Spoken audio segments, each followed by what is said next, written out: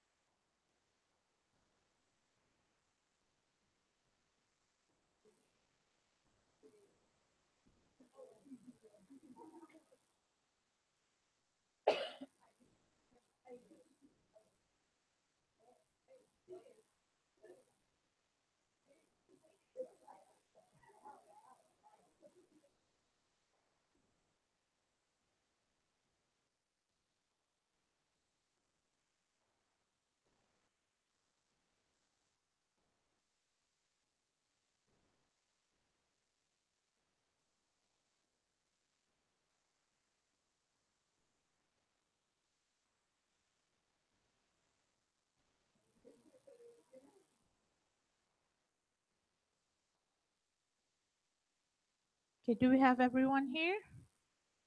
Yes. Can we start? Right. Before we stop for lunch, we said that we perform the factor analysis with in SPSS with the extraction method of principal axis factoring. Okay, and then we have three factors. Okay, this six equation load on one factor. These three question or items load on one factor and names factor two, and then two question load on factor three, and we have to give them a name. Okay, that's where we were. But I said that when you report, you cannot report it like this. You have to go back here, analysis, data reduction, and with the option then don't click subplace because you want to show the whole thing, right? The whole, I shouldn't use the word thing. You want to show the whole factor loading here. So actually, it's the same thing. No, sorry, I'm clicking the wrong pattern. You see that equation P1, P2, P3, P4, P5, K3 loading on factor 1, but at the same time, it also load on factor 2 and 3 with a small strength, right? That means also P1 also explain factor 2, but not much. P1 also explain factor 3, but not much. And then you said, well, you're going to use only P1, P2, P3, 4, 5, and K1, K3 to explain what happening or to use them as the indicator of factor 1.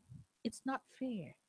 What about K1, K4, K2, which also load on factor 1 as well? But you said that, well, because it's small, I'm not talking about it. But actually, it is. They have some effect on it as well. This is what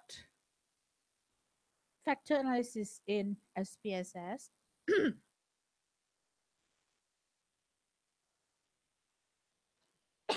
and this is what I mean by this slice. If variable 1, 2, 3 explain this factor, at the same time, factor 1, 2, 3 also explain here. They also explain this factor as well. So that's why I said that you cannot have a clear cut. This is the limitation of factor analysis in SPSS. Where in AMOS, if you think that based on your literature review, these three variables explain this factor, these three explain this factor, this is what you draw and measure or calculate in AMOS. You don't allow this factor to measure, you don't allow this variable 1, to measure factor 2. Just one indicative can load or can explain only one factor. So if you want to take the whole bits of this one to do something else, you can without taking this three because they separate. This is the benefit or advantage of AMOS. Okay?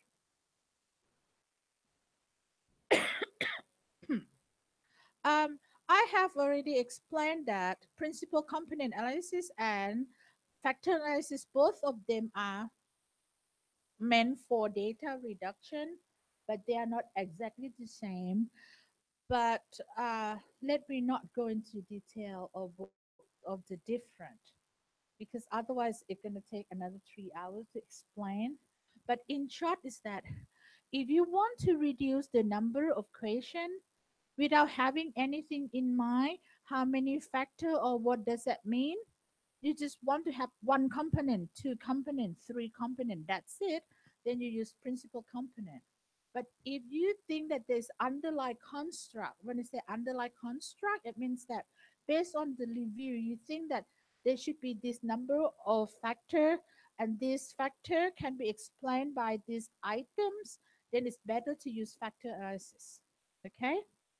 And with factor analysis, when you go through the options of extraction, you'll see that they give you about five. I think in this case it's about five method. But I would recommend to use principal axis factoring. The reason is because I'll explain this later. The reason is because this one, it doesn't require the assumption that the data have to be normally distributed. But with maximum likelihood method, then you have to check the distribution of your data first. And a lot of time, most of your data are not normally distributed, particularly when you measure satisfaction in Thai people. When they say okay, it means not good. When they say good, it means kind of okay. They have to say very good to mean satisfaction, right? So that's why you will tend to see that even if you have five scale, then people tend to answer three, four, five, or like in this case, you're asking about pharmacist performance. They're likely to say 4 or 5 rather than 2 or 1. Okay. And then because this is the nature, nothing you can do. Even though you collect more data and you collect data from people from rural area, they still appreciate with their service because before that nobody ever go and visit them, and now people go visit them talking about their condition, they're happy about it. So they tend to answer 4 or 5. So this is the nature of the answer. Nothing you can do. And because of that, then you violate the assumption to use maximum likelihood, right? Okay. So that's why I say if you're not sure, then for safe, it's better to use this method. For the rotation, again, what is orthogonal? What is orthogonal?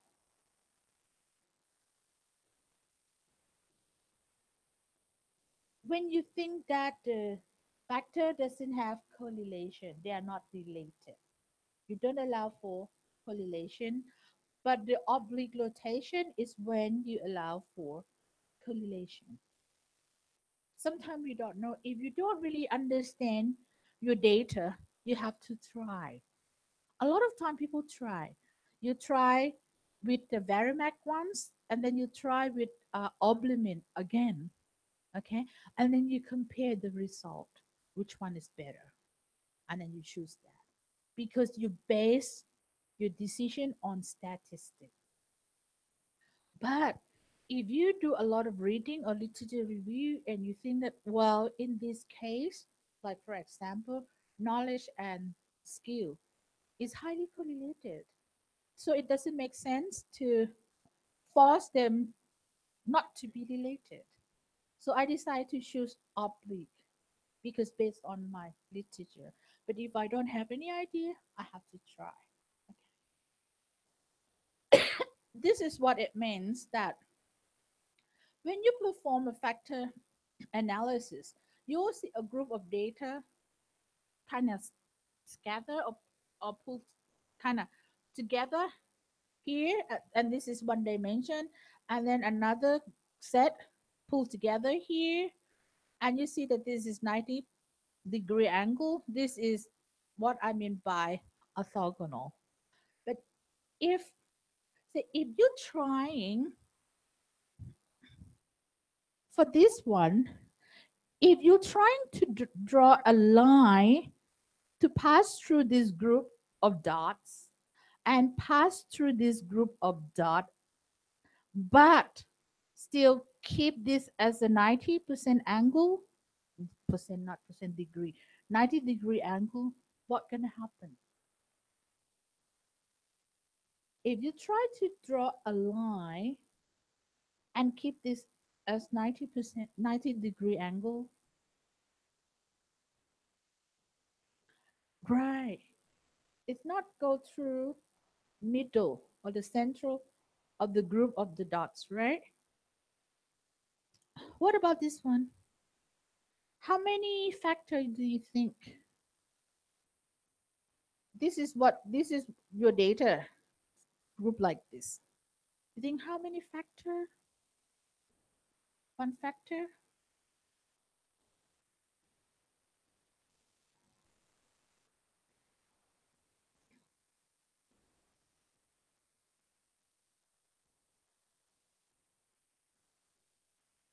Is it possible to be two factor? Possible, right? Because if it is one factor, how are you gonna draw the line? Because kind of like a group of this group go this way and this group go this way, it's very difficult to draw just one line, right? If you draw these two lines, what does it mean? It means that these two factors are highly correlated, almost become one factor. If your data behave like this, you cannot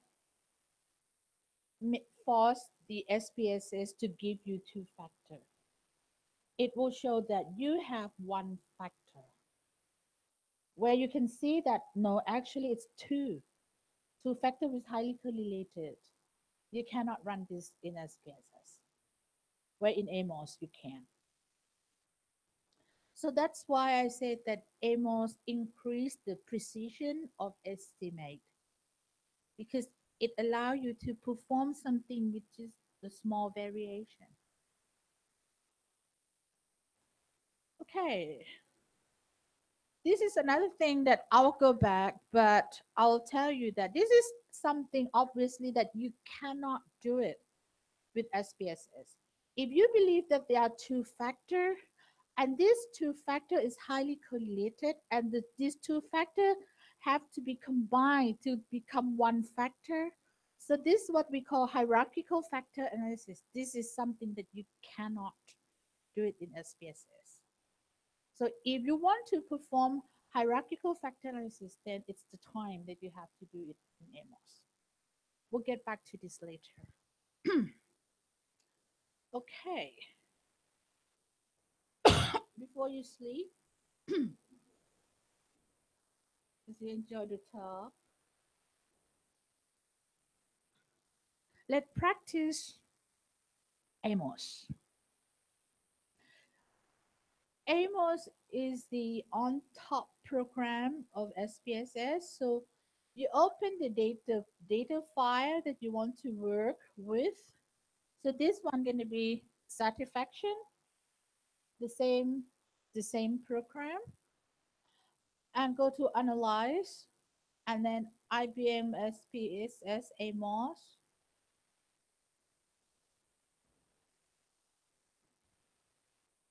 and you're gonna get something like this. Yes. So the command or the tools that used to draw the pictures is on this side, and this is kind of like blank sheet for you to draw. So based on this questionnaire, how many factors do we have? The same questionnaire, how many factors do we have? Three factor. The first factor consists of how many questions or how many items? Five. The second factor consists of four. The third factor consists of four. So we have to draw the picture, right? If you don't know what each one for, just click it and then it will explain you. You click this where it says draw observed variable, draw unobserved variable, something like that, okay? But we're going to start with draw a latent variable, okay? Click start here and then put it here. Can you? And then click it again, again. How many do we need? Five. What does that mean? It means that this latent variable have five indicator or indicated variable.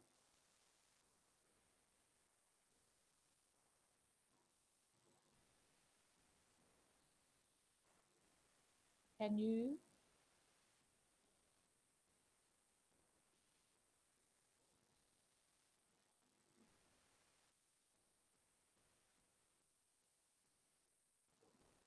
ไม่ไป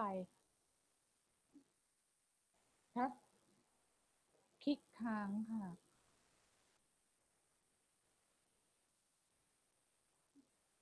again okay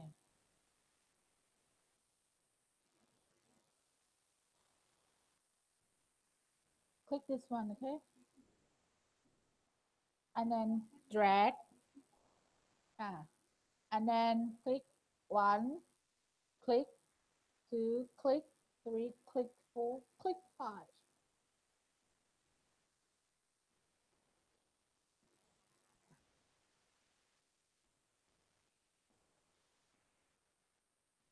yes ไปไหมไปไหม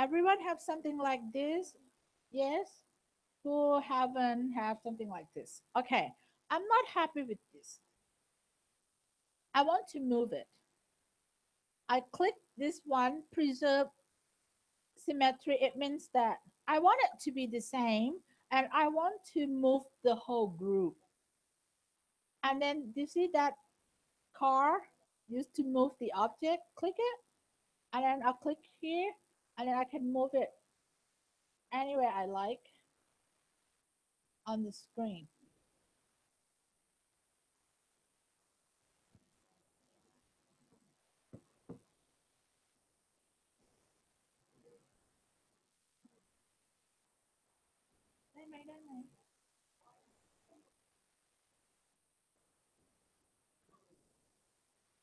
First, you have to, if you want to move the whole chunk of it, then you have to click this to preserve the, it's called here, to preserve the symmetry, and then click this truck and move it, move them. So the whole thing will go together.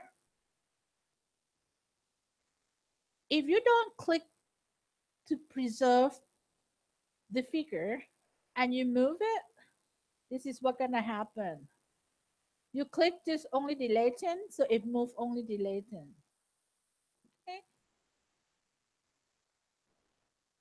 Now, I, I click to preserve the structure again, and I want to rotate it.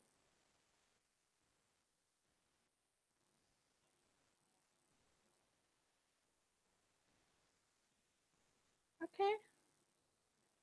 And it's look ugly. So let's move it.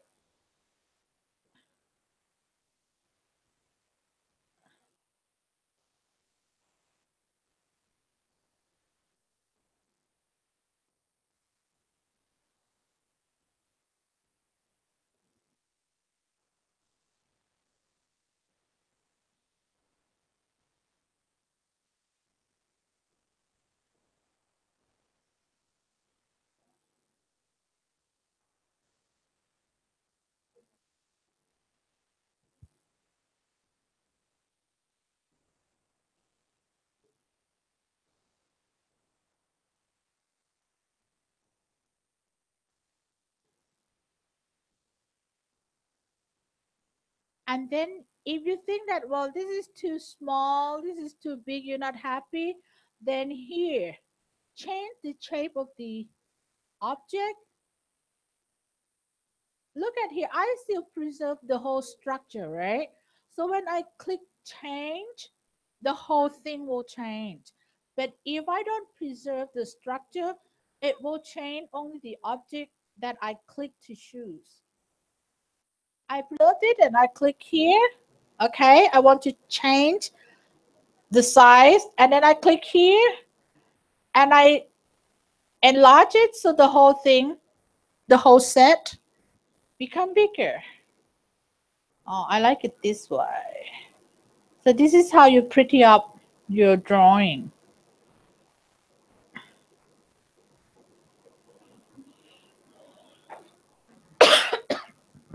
To be honest, when I run AMOS, I don't care about that, pretty, but they're beautiful.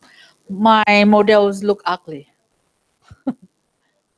but usually in the final draft or the final that you want to report, then I will print it up. Okay, happy? This is the first factor. Draw another factor, please. How?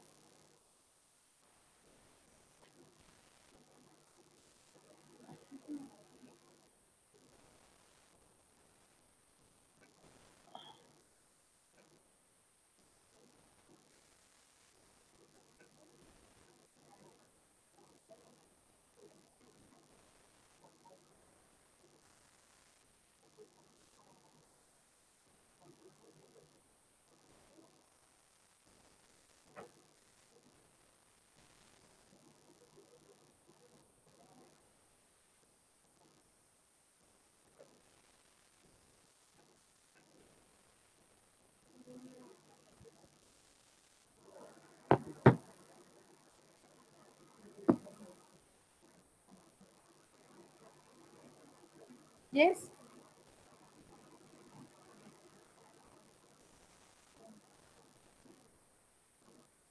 Okay.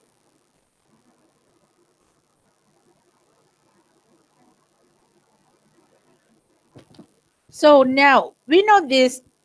We know what this two for now. We know what this two for. We learn about this one. We learn about this one for now, right? Um, I think it's still not beautiful enough. Just need a small touch. So I click here, touch up, just to make it a little bit look better. You see that you hardly see any change, but here, I click. Say if if the program think that it's beautiful enough, it will not do anything with these tools. But even you draw and it's kind of like, for example, if I move it here, um, and it's not beautiful or whatever, and then I click it, it will adjust. See, the line gonna move a little bit to make it more beautiful, something like that.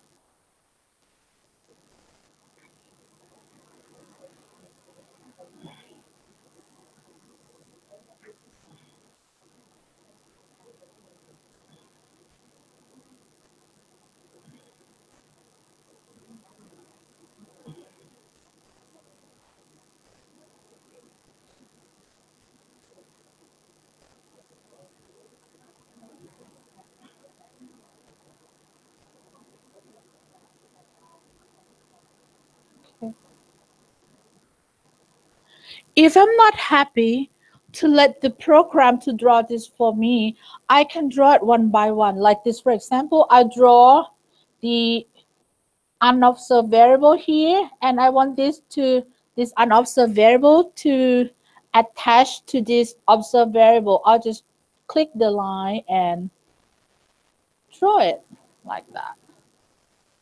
So several ways of drawing.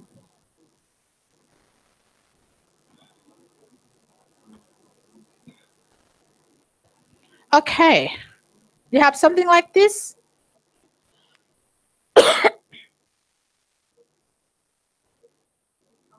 What about the next? What about the next factor? How many indicative for the next one? For the next factor, how many? This is P, right? This is K, and the next one is S. How many? How many indicative for skill? 4. Is it the same as this one? 4. You can either draw a new one, right? 1, 2, 3, 4. You can do that. Or if you're too lazy to do that, you can copy it.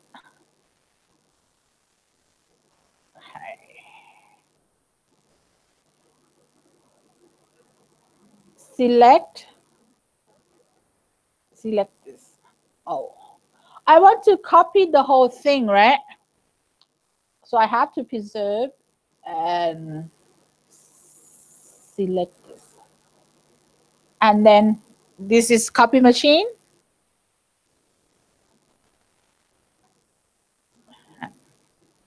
Copy like that.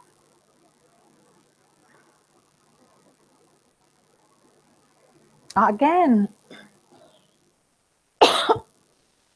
if I want to copy, and I want to copy the whole structure, then I have to preserve the structure first, and then I select the object that I want to copy and click here. That means I tell my computer or the program to know that I want to copy this construct, and then use copy machine and drag. So that's how I copy it.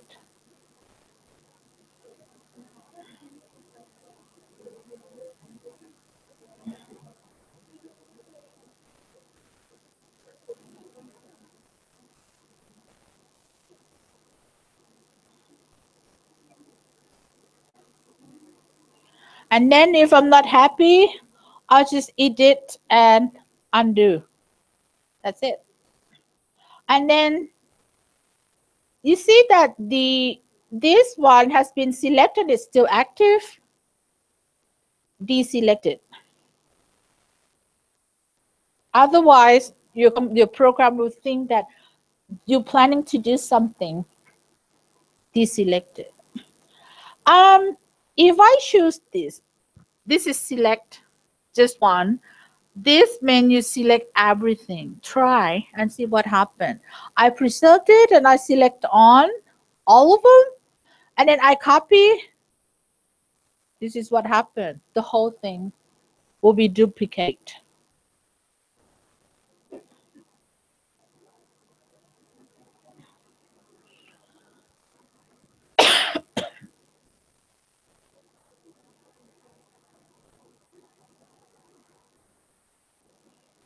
Happy?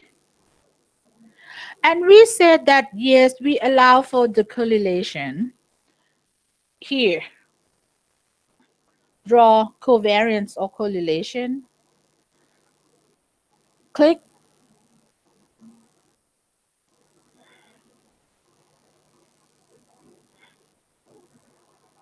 Okay. Not beautiful enough? Help me adjust it. Oh, doesn't help. Doesn't work.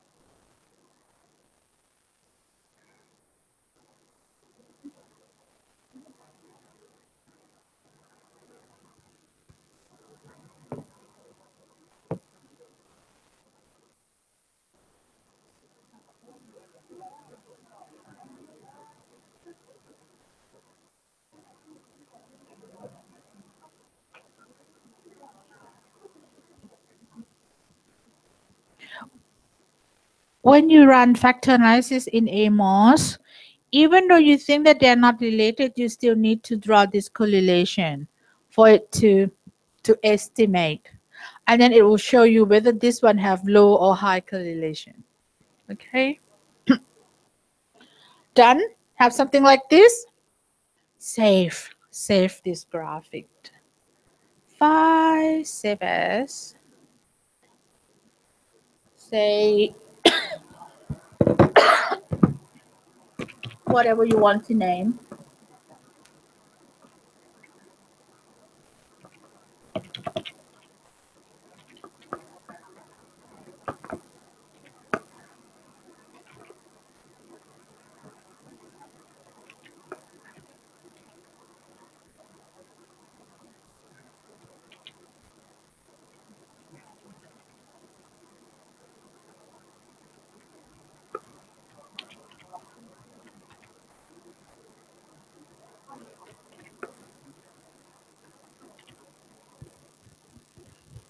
I just name it whatever I wanted. You just name whatever you want. Done. So this graphic has been saved. Are you with me now? No?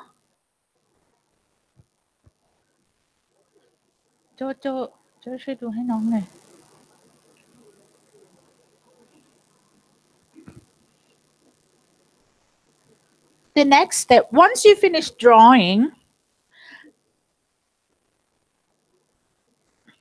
then we need to attach the data to the graphic or the picture. Select data file,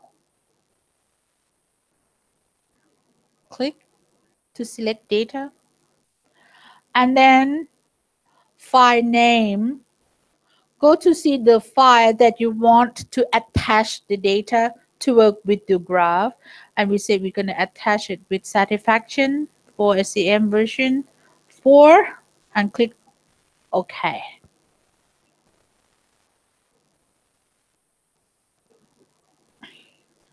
Go to select data file and then file name. This one.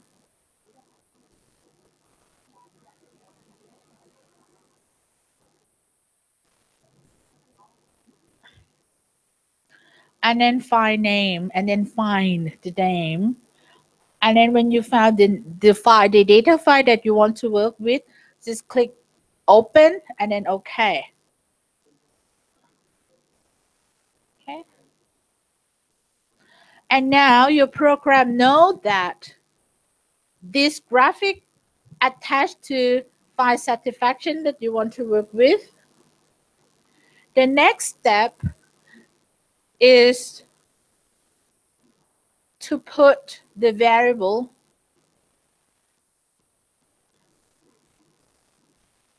This is the observe variable, isn't it? Observe variable is something that you really collect, go out and collect the data.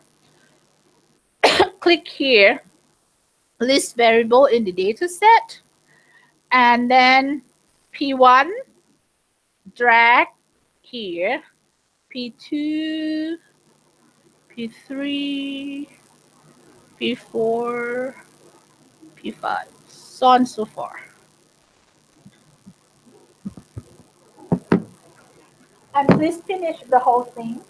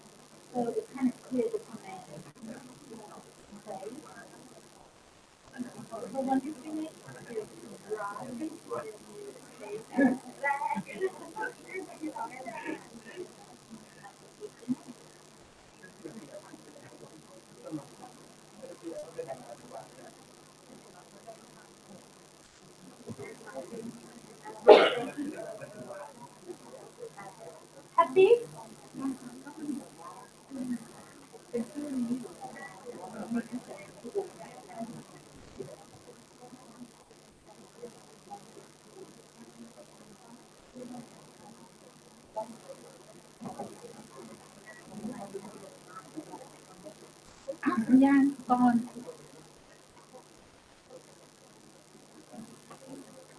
What happened? Yeah, back.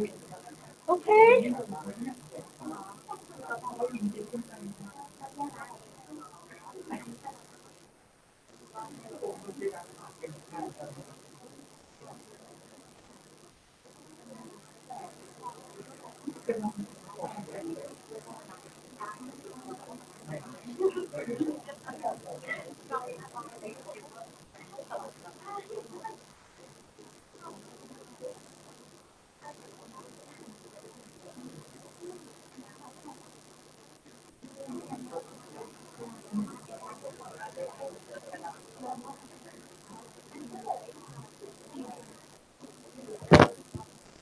Has everyone get to this point? Yes? Okay. Up to this point, we have attached the file to the graphic and we have choose the variable that we want to work with. And because this is the indicative or the observed variable, the variable that we actually go out and collect, I will put it in this square. Okay? This small round figure represents the arrow term attached to each indicative variable. Click here, double click, and okay, double click, text, and variable name, give him E1. Yeah. Okay.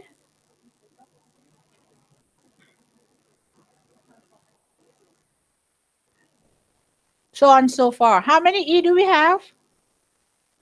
And then double click again, something like that. Okay.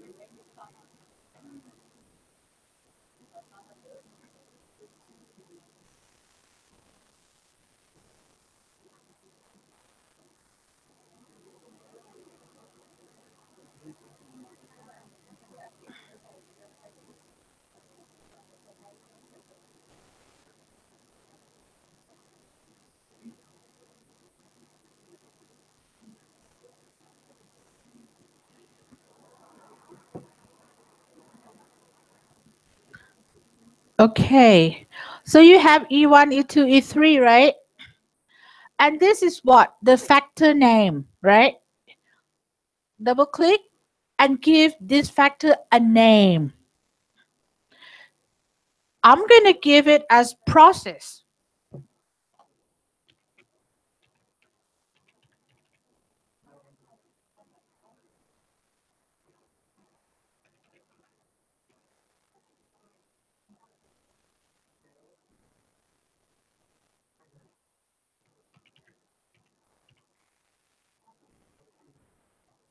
My trick is to write it in capital letter.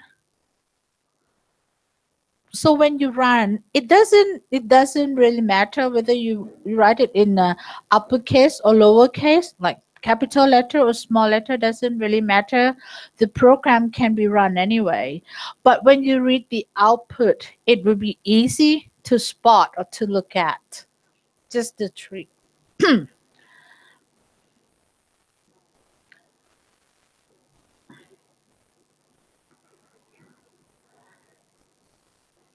Another take, remember we double click and add the variable name.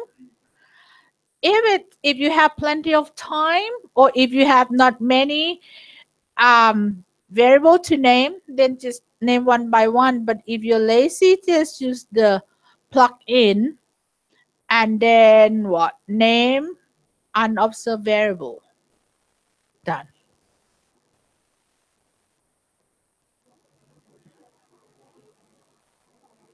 Oh, plug in and then name unobserved variable.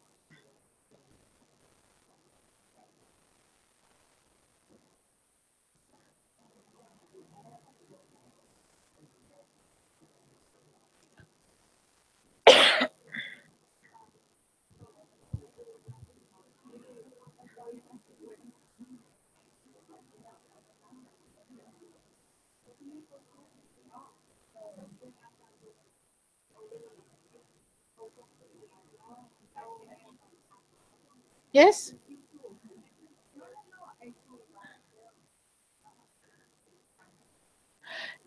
You can either key it by yourself or use the plugin. And then because you know this is the error term, you did not collect this data, because you did not collect the data, it is the unobserved variable.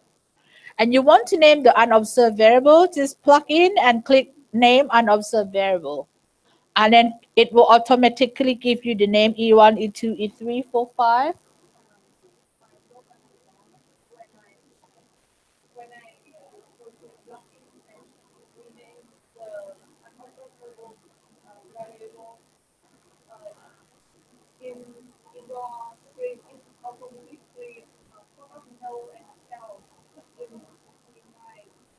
Oh, this one, I name it.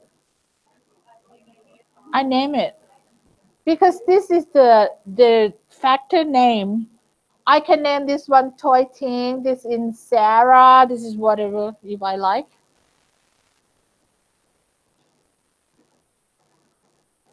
And this is ready to be executed to start to run. Now, are you with me? Yes, good. Check again if this each line from your error to your indicative have one on top. Yes? One of the line from latent variable to indicative variable have one. Okay? Because when you draw it with different technique, like if you draw it one by one, you don't use this command to draw it. If you draw this one, this circle, combine with square, combine with the line, then this one will not come up automatically.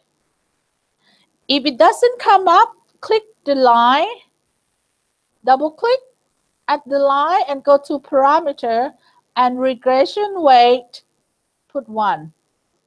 Then 1 will appear here. If you don't have one, at least one set should have one line that fix the regression weight.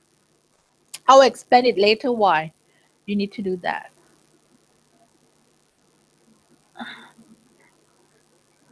It's kind of like give it as a reference so then the program can compare other line with that line. If you don't fix, then it doesn't know how to compare. Okay? Happy?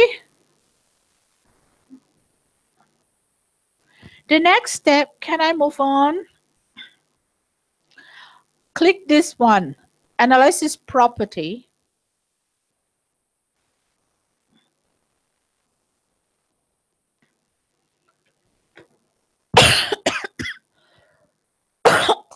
Yes?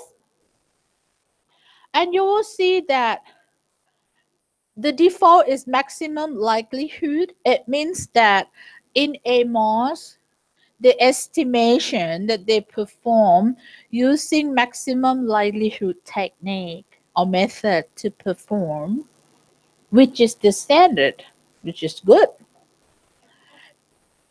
Okay? Just check, but usually this is the default and the default is fine enough. Then click the output. What output do you want the program to provide you? Several output. Even though I'm trying to tell the student to select as many as you need, but as a new user, they usually click everything to make sure that they have everything. You can do that too, why not? I need standardized estimate. I need square multiple correlation. I need residual moment. I need sample implied moment. I need modification indice. I need covariance estimate. Okay, for now.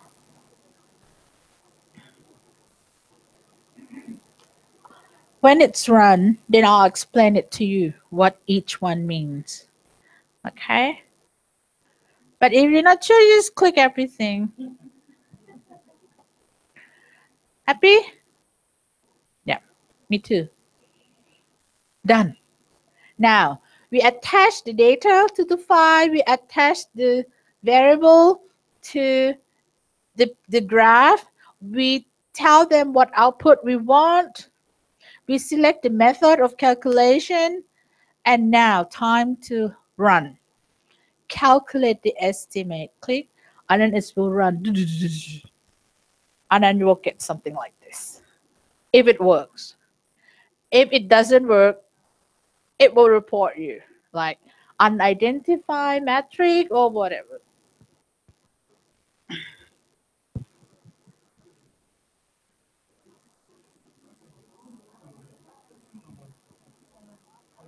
Do you get something like this? Like it's run and then have something appear here? Doesn't have to be exactly like mine. Okay. Then view text. This is the tools or the command to ask for the output.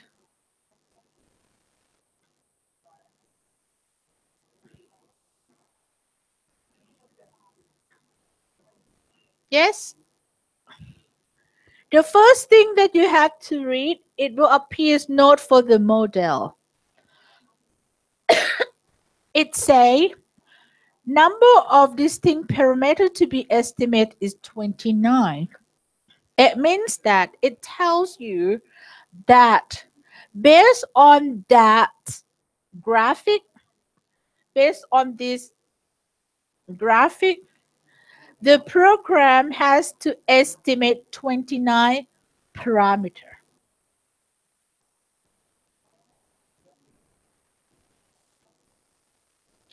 And because you have, I will not go into detail of each statistic, okay? Otherwise, it's going to be too complicated. But if the number of sample moment is higher than number of parameter to be estimated, then the program can run. It means that you have enough, you have more than enough equation to run the program. Like remember when you try to solve 2x plus y equal 1, you have only one equation, then the possibility of x could be anything, y could be anything. But if you have two equations and you have x and y, then say 2x plus y equal 1, and then x divided by y equal 4, then you can come up with only the one answer. So that means if you want to estimate x and y, two variable, you need two equation, something like that. The same idea. And they said that, well, we need at least 29 equation, and we have more than enough, so we can run it. That's what they say. Otherwise, said no, we cannot run it. You have to fix the picture first, the graphic first. I will show you tomorrow.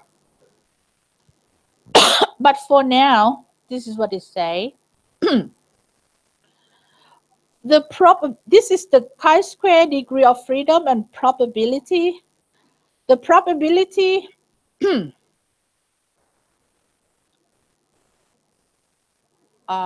let's get back to this later. The estimate, okay? Are you with me now? So model note for the model tells you that yes, the model is identified and it can be run. Good. Estimate. Click estimate and have a look. Do you get the same result as mine?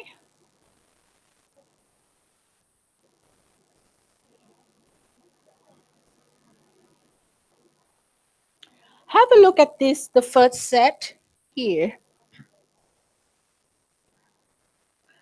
We measure process through 5 items, P1, P2, P3, 4, 5, and we fix one of the line equal to 1. Okay? And then we compare the equation with that one. Anyway, what you have to read is here. The regression line from process to P2 is significant. That star means significant. The line from P1, P2, 3, 4, 5 to with the process is significant. What does that mean? That means that P1 to P5 can be used to measure latent variable process because they are related to latent variable process because their correlation is significant. Okay, so the same. The pathway from K1 to 3, 4 to knowledge are also significant. Here, also significant. It's kind of suggests you that, well,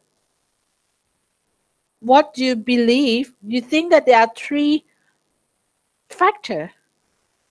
It's likely to be like what you think.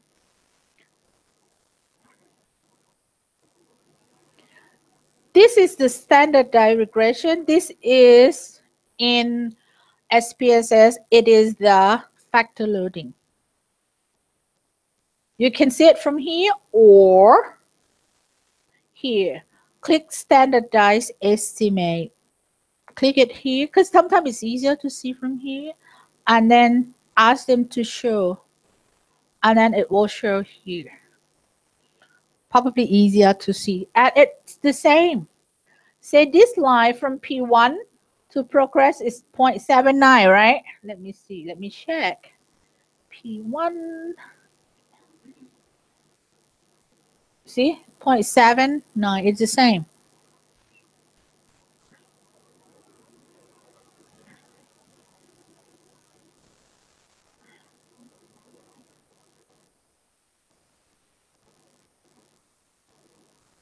Okay? So the standardized regression weight is equivalent to factor loading in SPSS.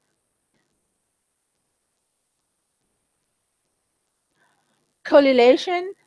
We draw the correlation between process and knowledge, knowledge and cell, and process and cell, and this is the correlation. 0.8, 0.8, and 0.6. Have a look. Is it the same? Yes? So you can see either from the graphic or from the, it's hiding here, the output. The correlation is quite high, isn't it? 0.8, quite high.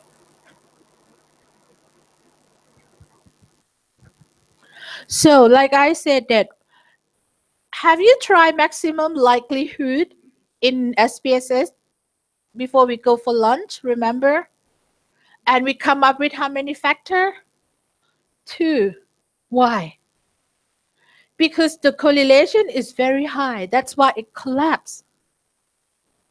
And it's become only 2 factors. But like I say here in AMOS, even though the correlation is high, but you know that there are 2 factors, then you still can see that there are 2 factors, and these 2 factors are highly correlated. It will not collapse.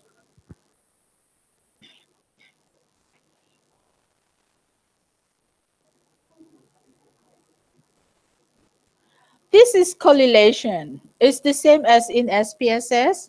You want to look at the correlation. Actually, what you want to look is that you want to see, because it's better to see the correlation among P1, 2, 3, 4, 5. They should be correlated to some extent because they measure the same thing. P1 doesn't have to have high correlation with K2, K4 because they not measure the same thing. But P1, P2, P3, 4, 5 should have certain extent of correlation because they measure the same thing. Otherwise, they wouldn't have internal consistency, right? That's how you look at it.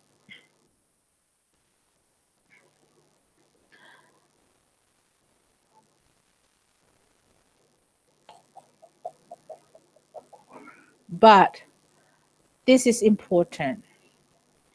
Look at standardized residual covariance. Have you had this output? Okay.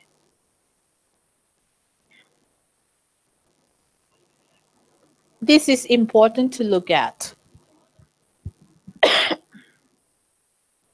The technique, the AMOS technique, is that you have a set of data. You draw the graph, and this is your model. And you want to know if your data behave the same way or fit with the model that you draw or not. If the data fitted with your model well, then it's kind of like become one, right? The residue or the leftover would be small, right? But if data do not fit with the model, then it's kind of like that. Then the residue will be high. So that's why I said it is quite important to look at the standardized residual covariance. It's just the residue that measure in terms of standardized. Why we have to measure it in terms of standardized, remember? Because each one probably have different unit. So to compare the strength, then we have to put it into standardized scale. One standard unit is what? How many? Oh no. No, it means, oh no, Atan, you're not supposed to ask. You're here to teach. It's 1.96, right? Oh, yeah, that's right. So that means if the data fit with your model well, the standardized residual covariance should not exist 1.96. Yeah, but this is very strict cutoff point. When your model become complex, sometimes it's possible that the standard residual would go beyond 1.96. So they said, well, let's loosen the criteria. So we said maybe 2 or maybe 2.5.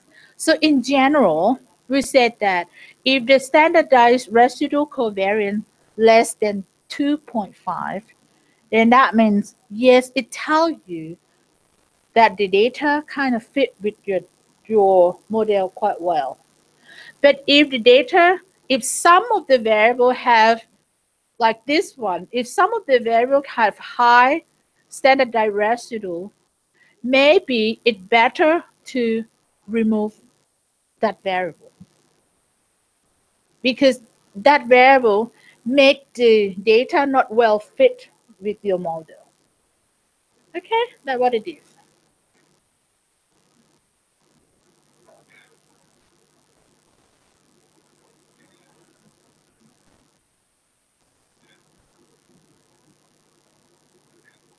Oh, sorry.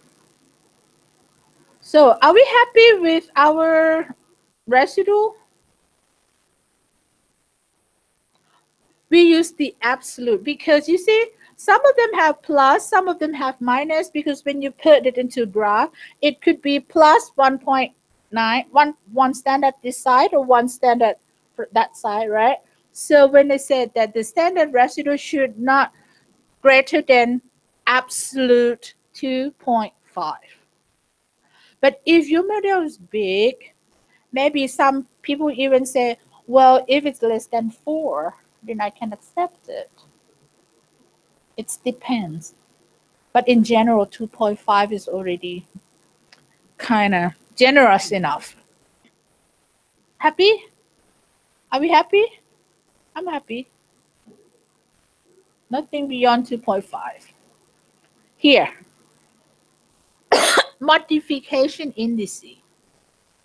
Modification indices tells you that if you want to improve your model, if you think that this is not good yet, your data is not well fit with your model, what else can you do to improve? This is purely statistic, but you will listen to the statistic that the program suggests or not. It's up to you. You have to have the theory or the logic to back up. It say here, if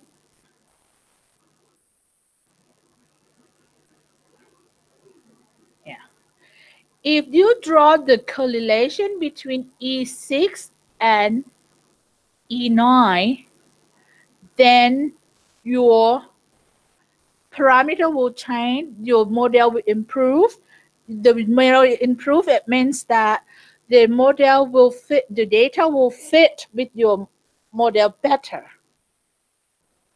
But should we draw the correlation between this this error term?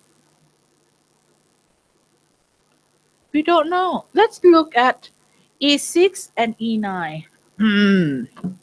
What is E6? E6 K1. Are you with me? And E9 is K4. After home visit, I understand what to do during using the prescribed medicine. And K4, after home visit, I understand how to observe the effect of medicine on my body. If they understand what to do, why they take medicine, it also means they kind of likely to understand the method to observe. Is it related? Possible. Then maybe it is okay to draw the correlation between these two, something like that. So, but if you read and it doesn't make sense, then better not.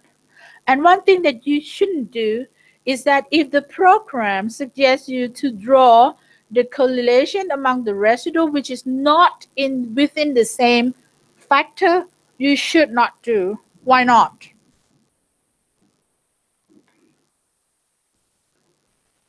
Because they are on different factor. If you draw the correlation here and there, say for example, when you want to take this whole chunk to do something, you have to take this indicative with you as well. But since you said no, this K4 measure no, it doesn't measure process, then the correlation between this whole chunk with this whole should be small and should not draw the correlation, right?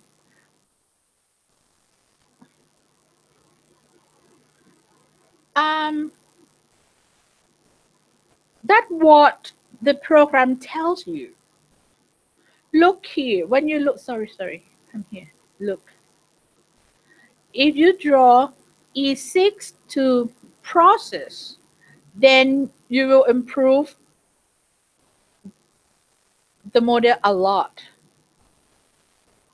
E6 to process. E6 is here, right? And process is there.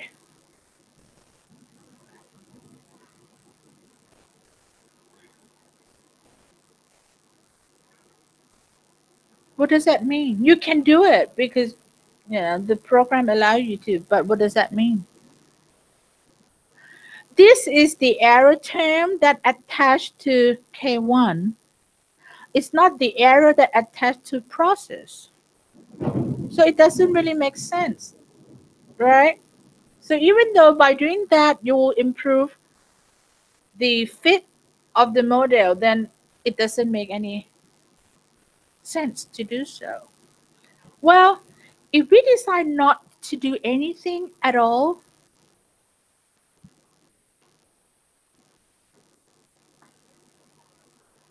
Can we stop here?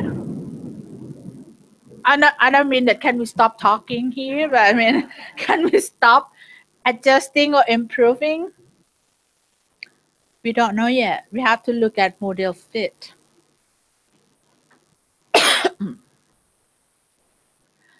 AMOS will give you lots, more than 25 fit indices. Because when they measure how well the data fit with the model, they will look at the absolute fit, the whole fit, parsimonious fit, bad fit, good fit, fit from different angle. The same as in your life. Does this guy good enough to be my partner? You look at him from different aspects. Is he as good looking as me? Because if he's more handsome than me, maybe not good to walk together, right? Because they'll say, oh, are you sure is that lady is his girlfriend, not his mother? You don't want to hear that, right? So from that aspect, or that guy as rich as you, as smart as you, intelligent as you, you have to measure to say that this one's suitable for me. It's the same. With the model, you have to measure it from different angles. So that's why they provide you with lots and lots of output. But in general, you don't report all of them. You have to pick just only some. Because otherwise it's going to be too much for the reader. What should you report? Which one should you use? Joe. Non chi-square y.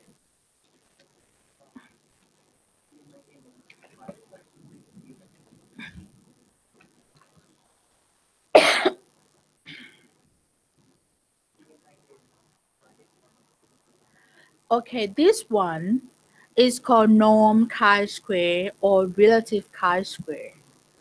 This one should be reported. It tells you the absolute fit. Usually, okay, let's say chi-square tell you if the data different from the model or not. If the data not differ from the model, then the chi-square should be greater or lower than 0.05, not different.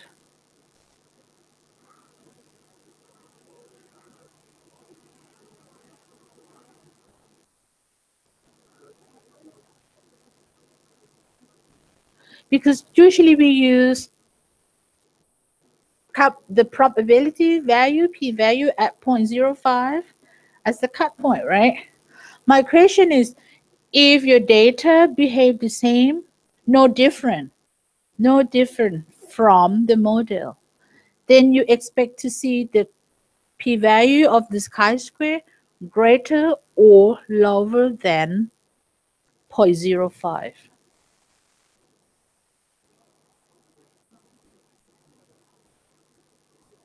Oh, greater? Lower? No different. When it's no different, you expect to see greater than 0.05. If it's less than 0.05, it means that the difference is statistically significant. But this is not what you want to see. You want to see that the data and the model is not different. It's not statistically different. So you expect to see the p-value greater than 0.05.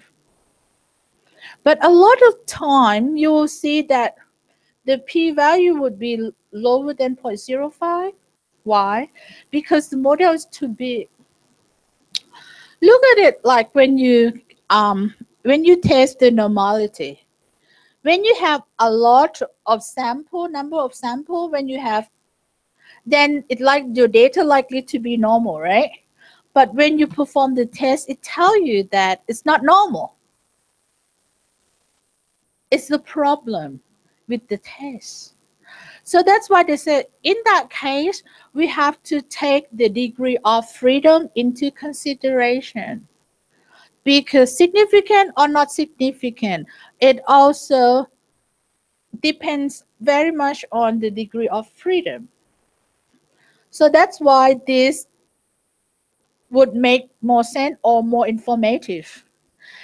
If this figure, the chi-square adjusted by degree of freedom less than 3, then that means yes, overall, your data fit with your model. Okay? I will get back to each one in a little while. This, have you noticed that they give you this group of output, this group, this group, this group, this group together? You probably don't understand what it is, but it means that this output measure one thing. This output also measure another aspect of fit. This group measure another aspect of fit. This output measure another aspect of fit. In general, if you don't understand, that means you have to pick one from each to get by.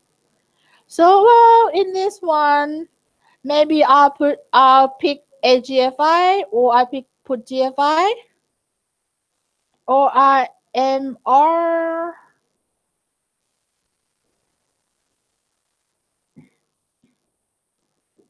That's how you do it if you don't understand.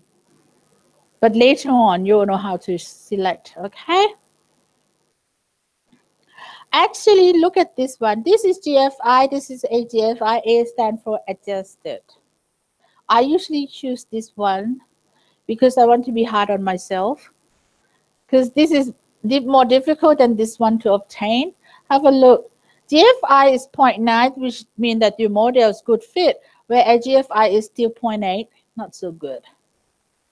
After adjusted, it's still not yet good. But if you want to make it easy for you, just GFI. But we'll get back to this later. So I usually report this one, either this or this, and then CFI. It's quite common. Some of the output, some of the, we call it indices, some of the indices sensitive to sample size, some is not. The best approach is to select the one that is not sensitive to the sample size, because a lot of time you likely to come up with a small number of sample size. Say if you think that in this study I probably need 3,000 samples. Well, but the minimum probably 1,000, but the base is 3,000, for example. And then you're able to collect, say, 1,200. Your number of sample kind of toward the minimum.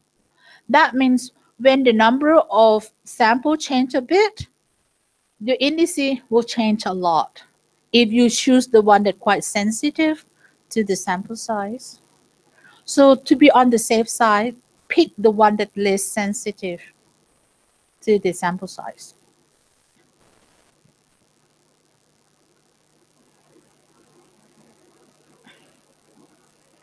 Okay, this is the output that you have to read.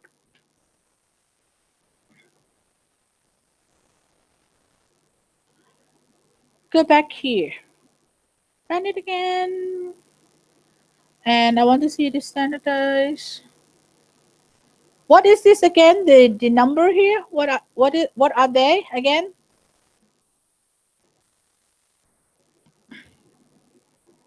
Factor loading.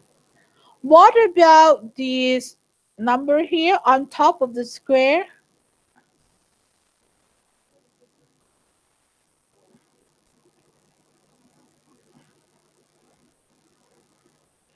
Okay. The number on top of the square box we call square multiple correlation, or SMC,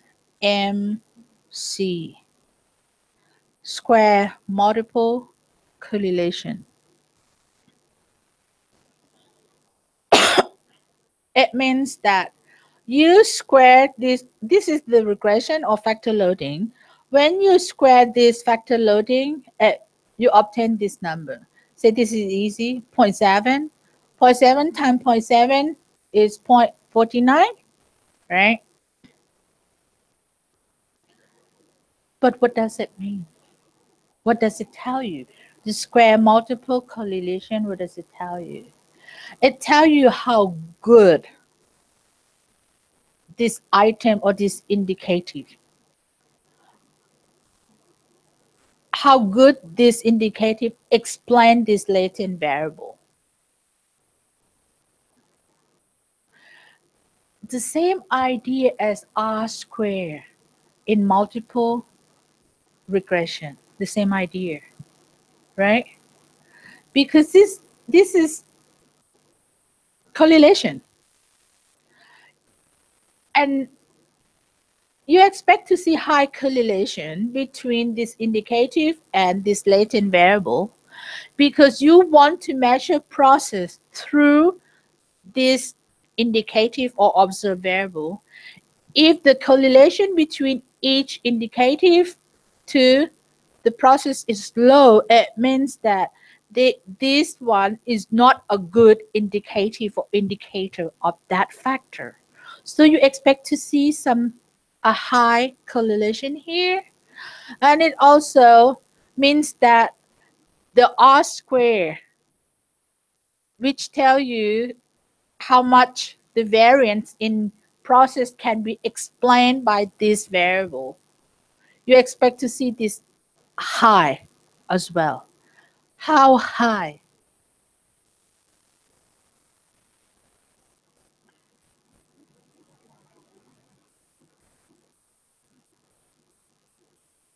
How high is high?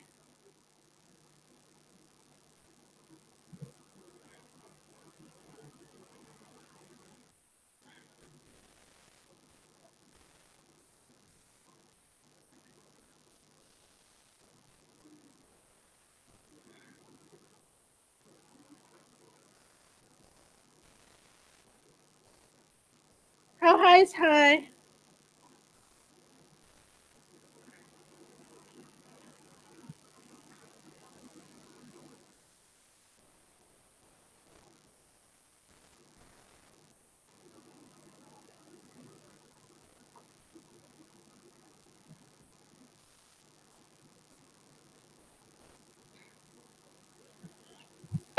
Okay, so this is the correlation 0.7. Remember, we go back to this morning.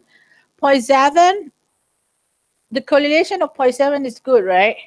So when the correlation of factor loading is 0.7, then the square multiple correlation is 0.45, which is kind of 0.5. If the correlation or the factor loading is 0.4, the square multiple correlation will go down to 0.16 in general. When you look at the model, then the square multiple correlation at least greater than 0.3 or preferable 0.5 is considered to be that indicative or the indicator is considered to be a good indicative variable for the latent that you measure. Okay. In SPSS, this square multiple correlation also presented as well, but the output call it communality. When you go, I'll give you a break and then you go back to your SPSS again. See that in one of the table in SPSS, they will report the communality, which is the same thing as square multiple correlation. Okay. So when you look which factor or which indicative should be retained, should be kept in the model, look at the standardized factor loading. If it's greater than zero point 0.3 or prefer more than 0.7, keep it. And it must be significant as well. And then square multiple collision should be greater than zero point 0.3, and standardized residual covariance should be less than 0.25. Okay, these are the three things that you have to use in combination to explain why you decide to keep that indicative variable. That why you think that indicative variable is a good measure of that latent. Happy?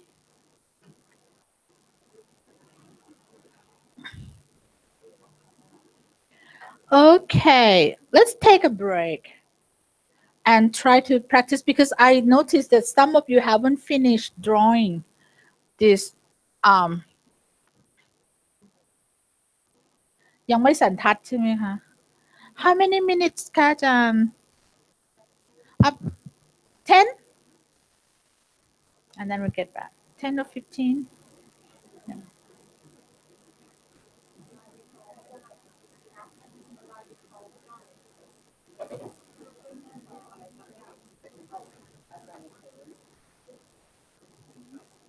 มันรันไม่ได้อาจารย์ว่าถูกแล้วแต่ว่ามันขึ้นว่าพาร์ทอะไรสักอย่างเนี่ย เนี่ยพี่ไปดู อ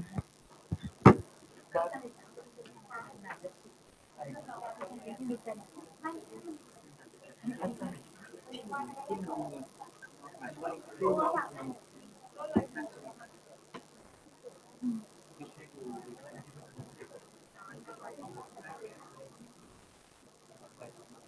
เขากดเรื่องพอดี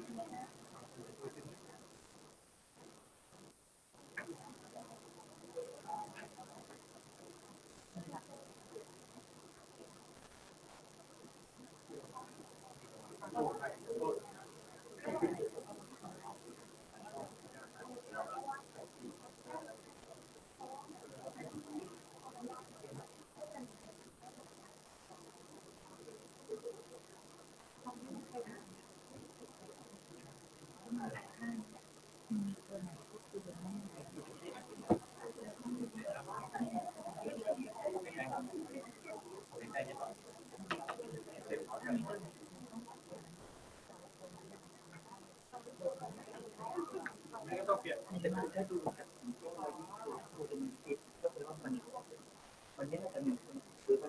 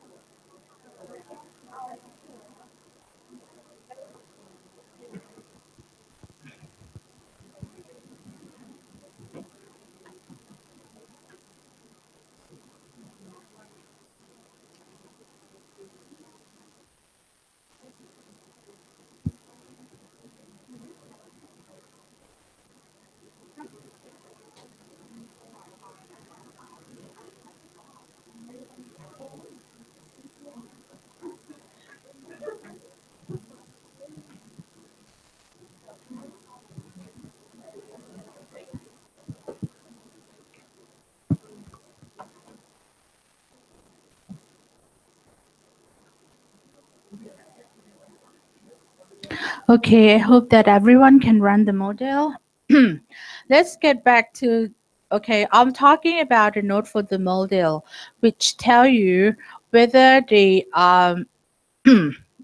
data fit with your model or not. But when you have a big model, it's likely to show you that no, it doesn't fit because the p-value is less than 0.05. So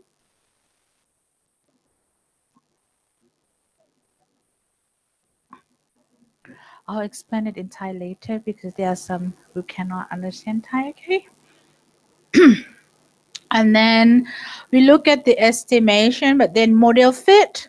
We said that instead of looking at the p-value, it's better to look at the norm chi-square. The chi-square divided by degree of freedom.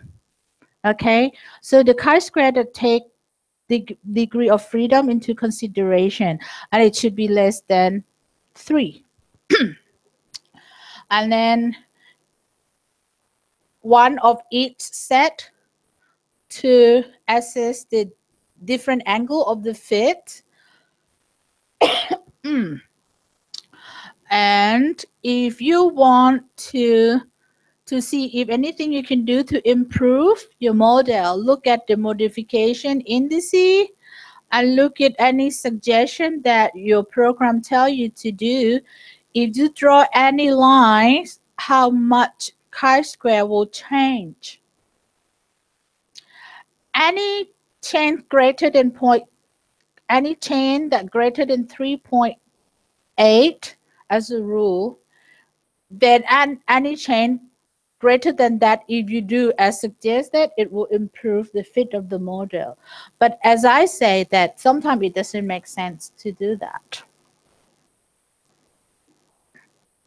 The last one before we move on to other things, I want you to see the parameter summary here. It says here that, have a look on this line.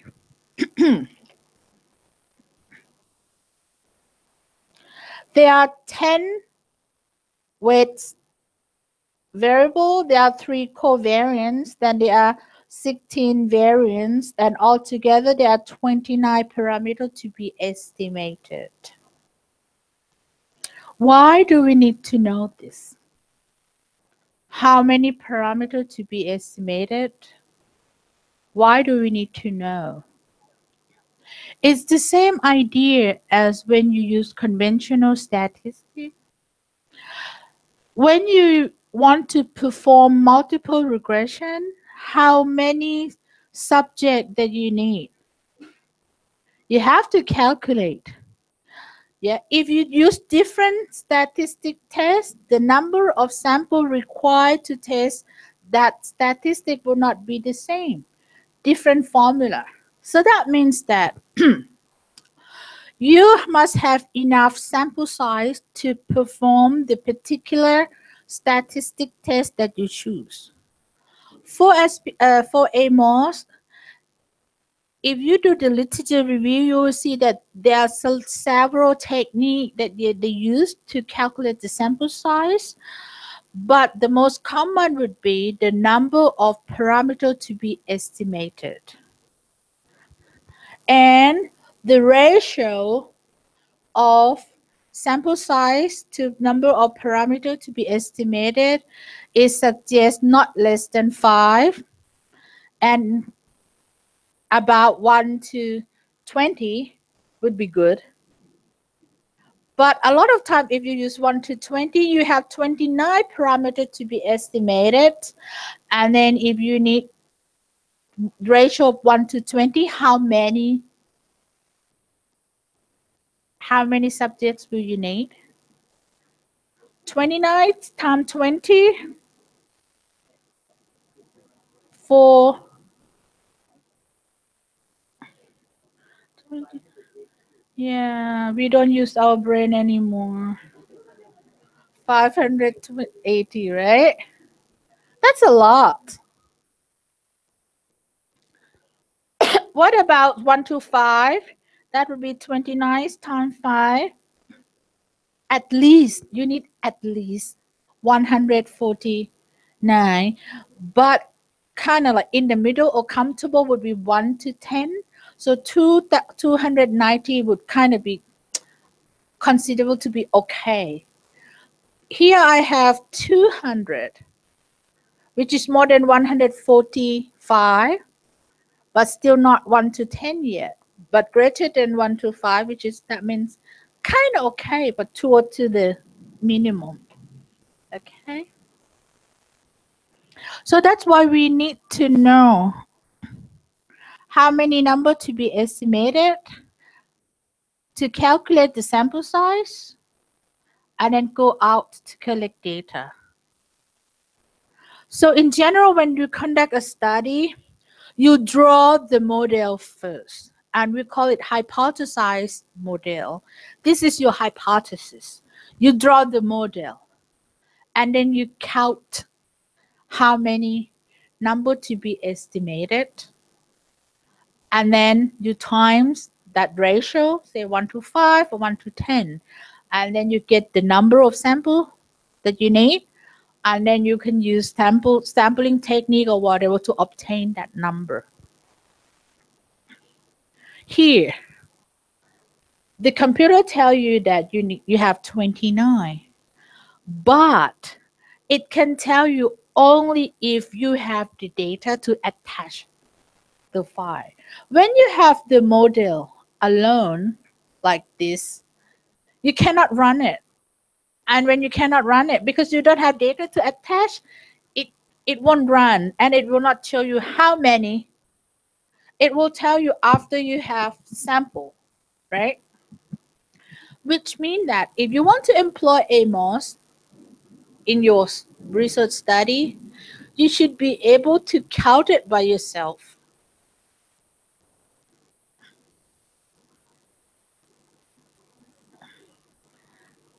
Mm. Say, where does 29 come from? Go back here again. I'll ask you to count something else later as well. 3 covariance. This is the correlation because we draw the correlation here, right? And the computer estimated the correlation for you. This is parameter to be estimated. 3 correlation. So that's why here is 3. Variant is 16. This is the error term. And weighted is 10. Say count how many? 10. 1, 2, 3, 4, 5, 6, 7, 8, 9, 10. Why don't we count 1? Why don't we count 1? Remember, I told you that you have to fix one line as 1 so that in the calculation, the computer will make a comparison of each line to that line. You have to fix one thing so that it could compare. When you start drawing, the first one will be fixed as 1, and then the rest will not. Have you noticed that? Let me undo. Undo.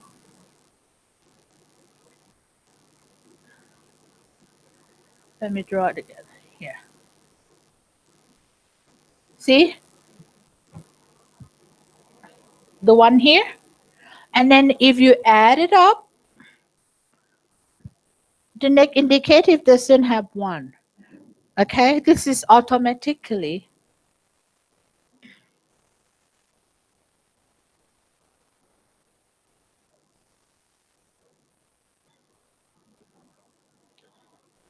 When we run, okay, this is the technique.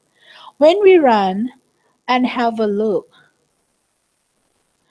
and if in the process of improving your model, you need to delete some of the indicative variable, make sure that you won't delete the one that have the regression line that fixed 1. Otherwise, it cannot run. The program cannot run because it don't know where to compare. Doesn't have anything to compare against. So a lot of time what I'll do, I'll run it first, and then I'll see which one that have the highest regression weight or the highest factor loading. I will move the figure 1 to that line because it have the highest. So when you delete, that one will retain in the model anyway, to make sure that I will not make any mistake removing the one that contain the regression line as 1. Okay. So when you count the number of parameters to be estimated, that's why this regression line you don't count, because you fix it as 1. So 1, 2, 3, 4, 5, 6, 7, 8, 9, 10.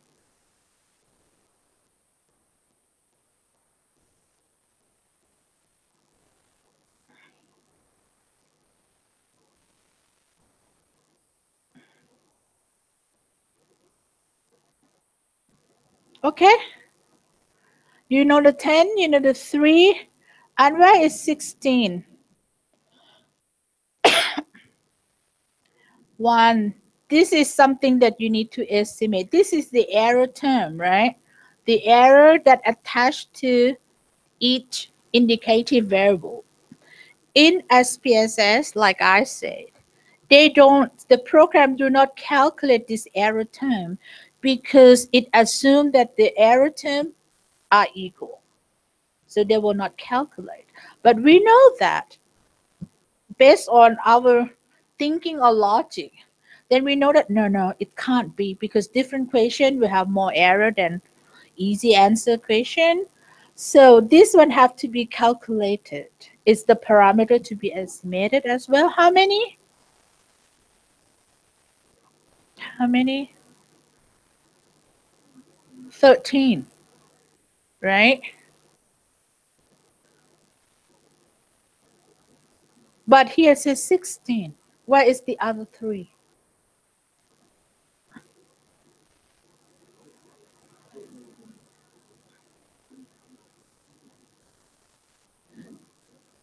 Because actually, this set of indicative variable explain this latent variable to some extent and still live with the small error variant that it cannot be explained. But in that drawing, we don't put any, like no need to put uh,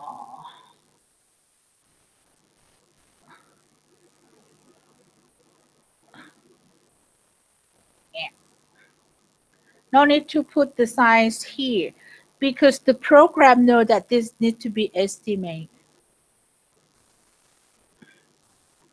Okay, any question with the program? Not for now. Not for now. Have a look at the correlation.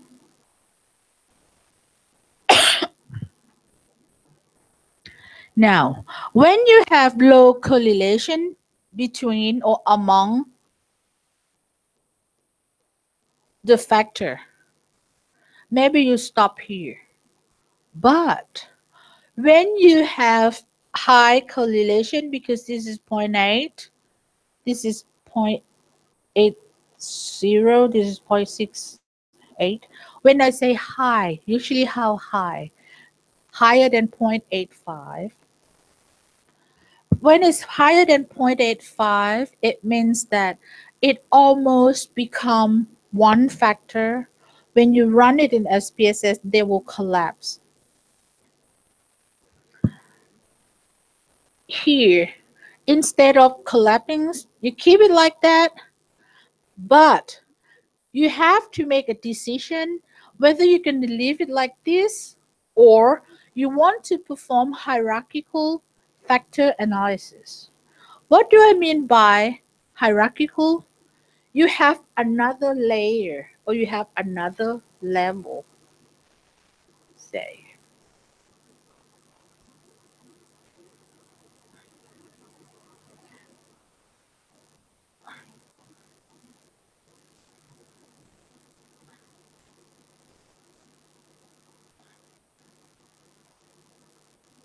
Something like this. When you have three constructs combined to measure one thing, like in my study, the previous study, I don't want to I want to know what is patient satisfaction as the overall. And based on the literature review, then the satisfaction with the process combined with satisfaction with knowledge, satisfaction with self management. combine to explain the satisfaction of patient with the services. Because theory tell me that. So it's better to do a hierarchical factor analysis instead of having them separately. That's for example. And then if I want to perform it this way, what do I need? I need to put one somewhere here, right? Otherwise, it's the same here. Oh, it's the same as you have to fix one so that you could compare the the amount of the variance that explained by no as compared to cell as compared to process. Just any that you like, and then check first, and then maybe you can move it later. But at this point, then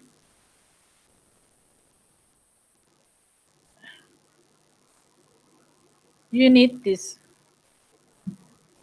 Why? When you make just one layer, one level, you don't need this error term. But when you perform hierarchical, you need the error term because satisfaction can be measured with process to some extent and cannot be measured or have error variance to some extent. That's why it needs to be measured and put it in there. And then just name it here. Raw text. Say as the whole. And then fix one here and run. Okay?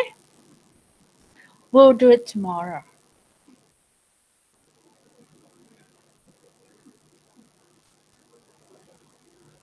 Any question with the program for now?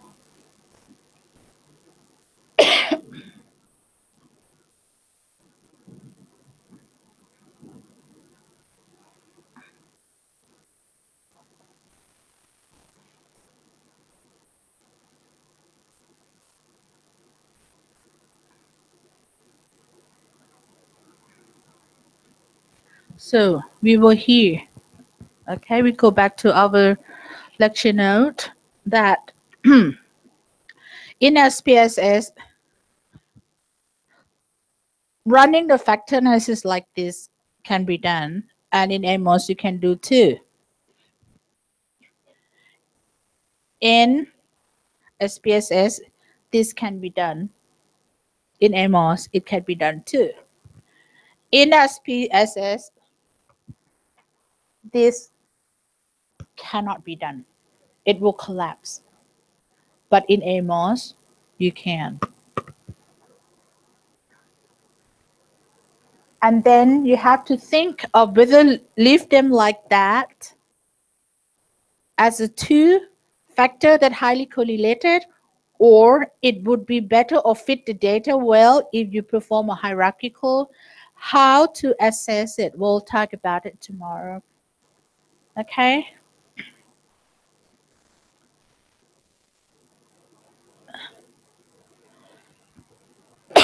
Okay. I'll leave you something to think about a little bit.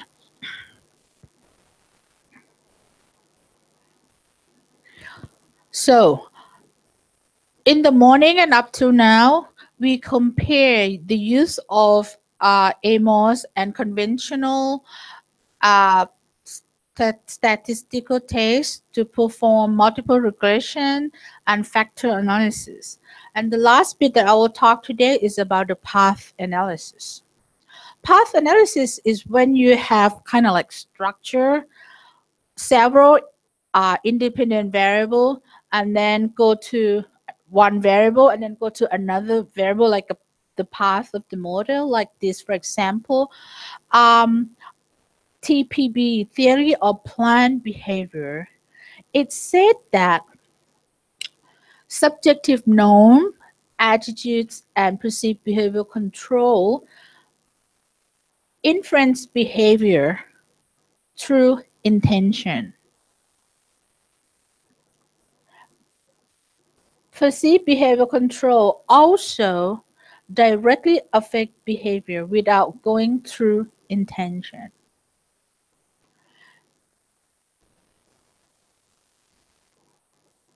Here, in SPSS, three model will be performed. Because if you want to do a path analysis in SPSS, you cannot ask them, cannot ask the program to calculate this. You have to separate the model. So you have to assess the effect of subjective norm, attitude, and PBC on intention, one model. And from PBC to behavior, intention to behavior. And then you put the number together into one model. Remember when you perform a statistic, every time you conduct a statistic test, you create some error. The more you analyze, the more error that added up. By separate the model into three analyses, you increase the error of the estimate. Where in in AMOS, this is the hypothesis model. You put the whole thing into the program and ask the program to estimate the whole model all at once. So that's why I said in AMOS, you increase the precision of estimation instead of three estimate, just one estimation. And also, think about it. This is what we want to taste. This is not what we want to taste, but we have to separate and put it together. So that means that your statistic test is not exactly as the model that you propose. Not like in AMOS. What you propose is what you test. In past analysis, these are the assumptions. Scale of the measurement of all variable in the model must be interval or ratio scale of all variable. Where in AMOS, with path analysis, only Y have to be interval or ratio. Your X can be anything. So if in your path analysis is coming here, if I want to put, I want to assess the effect of gender in here, I couldn't do it. But in AMOS, you can.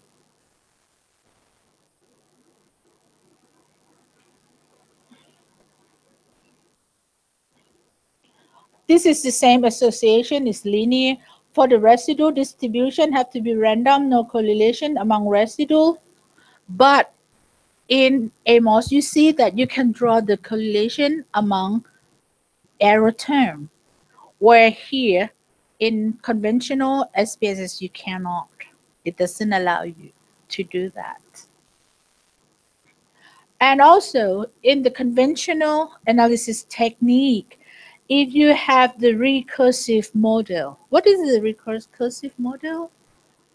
One variable affect another variable, and that variable also affect the other variable back and forth.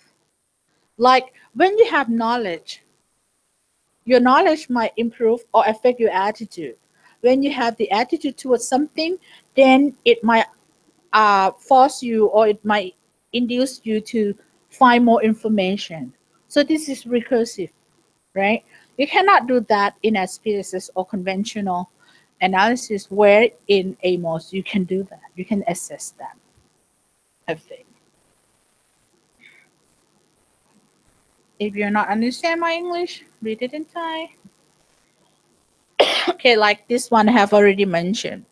If I decide that, well, I want to use TPB to explain the behavior, but at the same time, based on my literature review, I think TPB is not complete and I want to modify my TPB. And I think the health condition of the patient also affect their intention. If they are sick, if that person is sick, they might have a high intention. Say I said, you have to take medicine. If they think that their condition is not worse, it's still okay. Maybe they don't have intention to perform that behavior. If I add this and I think I'm going to measure health behavior, health condition as good health, good condition, bad condition, this is not interval, right? In AMOS, you can do it, not a problem. But in conventional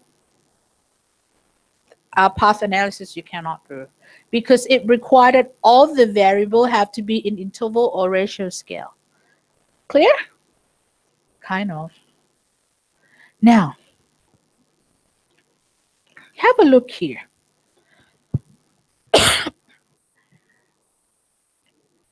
We kind of see it clear that it worth using confirmatory factor analysis or factor analysis with AMOS because it can overcome some problem that occur when you perform it in SPSS. We see why in path analysis it's better to run this in AMOS, but with the multiple regression, is it necessary to use AMOS? The answer is depends. Depends on your equation.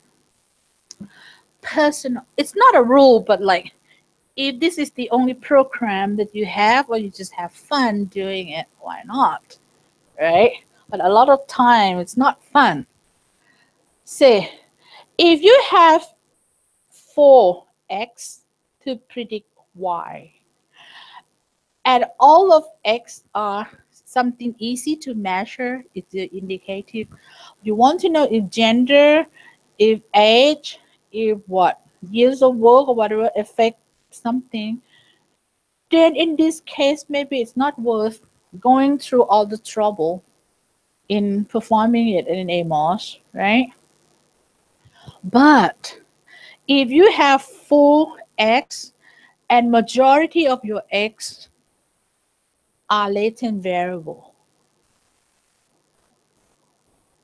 you have full x, say you measure the effect of gender, attitude, perception, and norm, norm on something. That means this latent variable have to be measured through several indicative variable. Then it would be better to employ AMOS. Otherwise, you have to measure this separate and then combine. You have to do the regression first, okay, one step, and use the regression weight to combine all the variable in here, indicative variable up, and then submit it into the program. You have to weight this one, combine it, and put it in the program, create a new variable. You have to combine, weight, and create a new variable. Several steps. But if you perform this in AMOS, everything can be done all at once. So there's still some use of multiple regression in AMOS as compared to the conventional SPSS. Any question?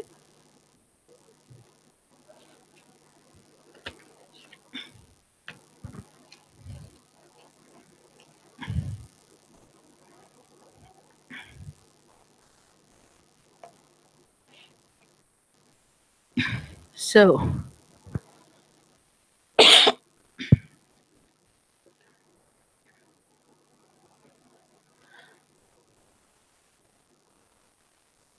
based on the lecture and the exercise that we have done, then I hope by now you can see that why I say that AMOS increase the precision of the estimation because some assumption of conventional statistic can be omitted, like the equivariance error term, something like that.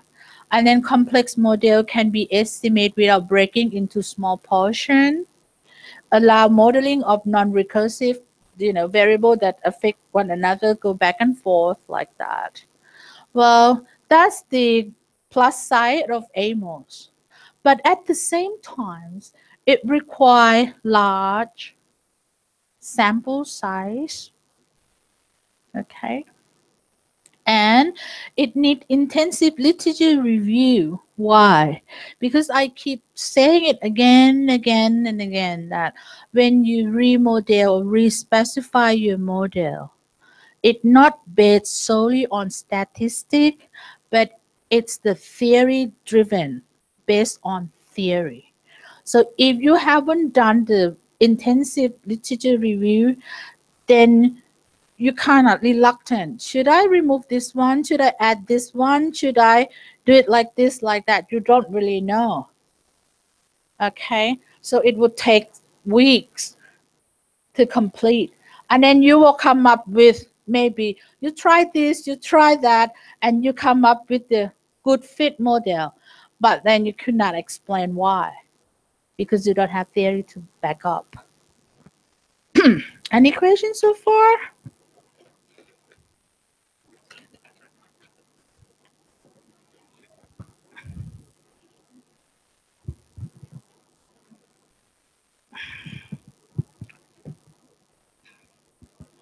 So I'll still have half an hour to sum up the factor analysis before I let you go back. And because it rained anyway, you cannot go back.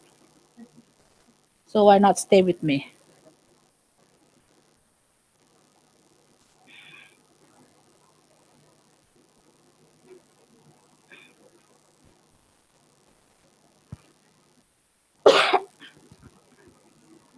When you perform a structural equation modeling, these are the 7 steps.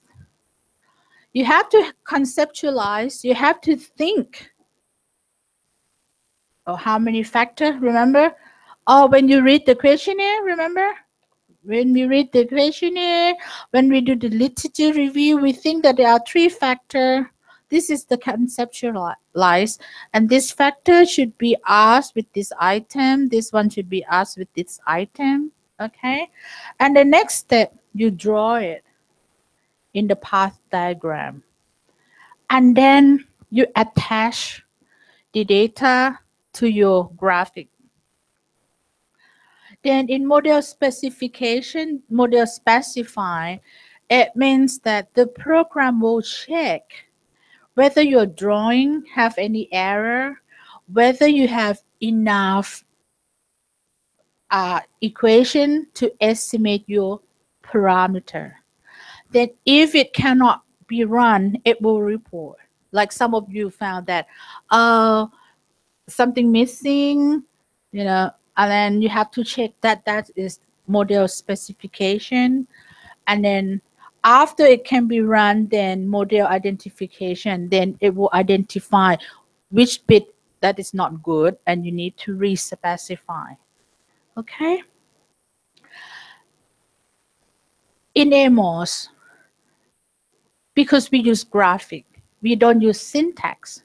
So that make it easier, but you need to practice hold and drag and on the mouse. But if any of you use Listener before, you will see that you have to assign, you have to tell the computer of the program which one is independent variable, which one is dependent variable, which one is what. You have to use the syntax. That part is model specify. So this is the advantage of AMOS over Listener. You don't have to use the syntax to identify each variable that you need to estimate. And then you estimate the parameter. Remember? And then you assess the model fit. What is the number one, the first thing that you have to estimate? The overall fit or the absolute fit, which assessed by norm chi-square or relative chi-square. Chi-square divided by df, degree of freedom. That's the first thing that you need to assess. And then there are still other indices that you use to assess, which I say if you don't know, just pick one from each group. But in general, to be more academic, pick the one that less sensitive to number of the sample size. What are they? I'll tell you later. And then if it's not fit, have a look and then re-specify until done. That's you finished the part of developing a model, not yet finished. You need to perform a cross validation. It means that you should have another group of sample and use the data from that group to run the program again if you came up with the same result. When I say the same, it can't be exactly the same. Like the regression from A to B in this model is 0.7. The other one could be 0.69, could be 0.78, but it's kind of like having the same tendency, having the same trend. Okay, and it's also fit. That means cross validation. You develop and then have another set of sample to run whether you get the same result or not. If it's the same, it means that well, this model kind of have validity, valid enough, because when you run it in different group of the sample, then you still get the same result. Which means that when you count parameter to be estimated,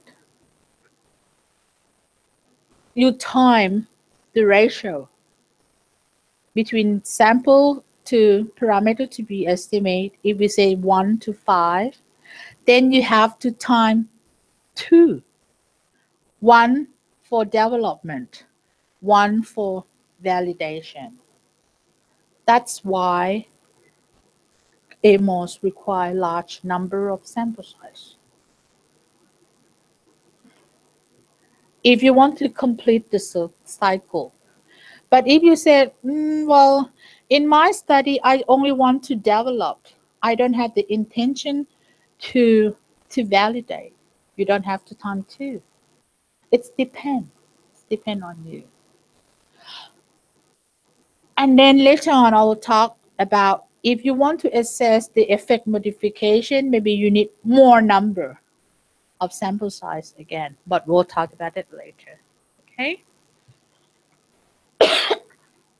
And then after you finish cross validate, then you can interpret your data. And then we'll talk about structure invariant testing tomorrow, because otherwise it's going to be too much. Let me summarize what we have done today with using SPSS and AMOS in factor analysis. In the own concept, okay? When we talk about factor analysis performed in SPSS, we call it EFA, exploratory factor analysis, because we said that in SPSS, the factor analysis that we perform, we intend to explore. Where in AMOS, we intend to confirm. So if you go back and read factor analysis that been reported, the study usually first develop factor in SPSS, and then they come up with the scale, and then they take that scale and go to collect data again and use the data that they collect later and submit it into AMOS to run confirmatory factor analysis. That's the own concept, which still being in use nowadays. But with the current concept, AMOS can be used to explore and confirm, because when you develop it the first time, it means you explore the thing that when you go and do the literature review, and develop the conceptual model, and you developed it. This is you explore whether it's uh your conceptual and your data behave the same or not. And then when you do cross validation, that means you confirm. So with the current concept, that's why EFA and CFA can be performed in AMOS. Okay? And also, sometimes people perform qualitative study to identify factor affecting satisfaction. Like I go to out and talk to patient, and then from the talk, I'm able to see the pattern, what and see the keyword of the pattern, what affect them. Okay, and after that, I developed the scale based on the result of my interview to quantify, to confirm again that the data that I get from the qualitative study, after I quantify, it's still the same. If I'm doing that, it considered to be confirmatory factor analysis. Okay, this one I have already talking. Develop based on theory is exploratory, and then reconfirm.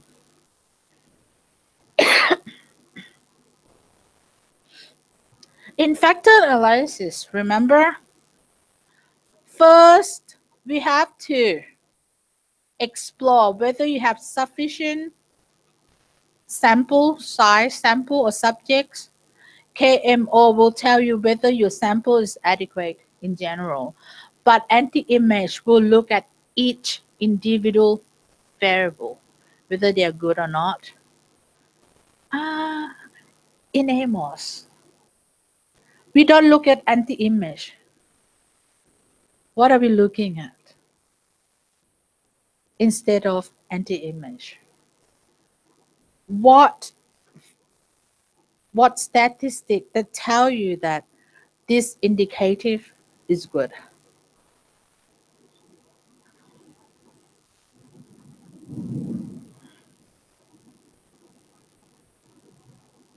Repeat it again. I went somewhere.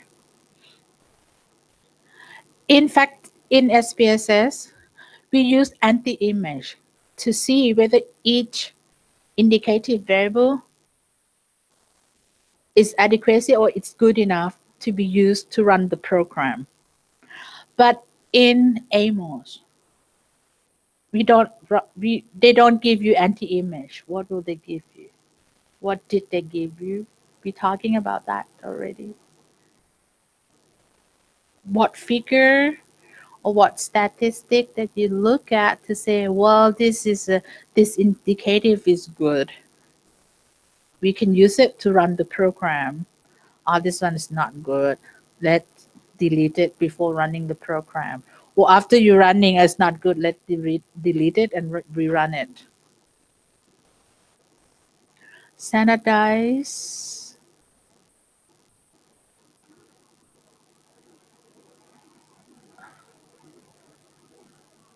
What is it? Standardized residual. Remember? If the standardized residual is greater than 2.5, it means that variable should be deleted, should not be used to run, to develop the model. It's the same as anti-image. ใช่ไหม Yes? We'll go back to this again tomorrow if you're still confused. In SPSS, how many factors need that we can extract? You look at scree pot. Remember? We look at the dot that above 1 because we said that we only going to extract only the factor that have eigenvalue greater than 1. Eigenvalue is that the standardized variant associated with a particular factor. It means it's the total is the ability that factor explain the variance in the sample. This is very statistic. But in general, it means that if it's less than one, it means that it can explain but not much. So it's not worth thinking about it. It's not a good um, it's not a good factor in general. That's what it is. If eigenvalue greater than one, it's a good enough factor. But how many factor can be extract in AMOS? Where do you look at? From where?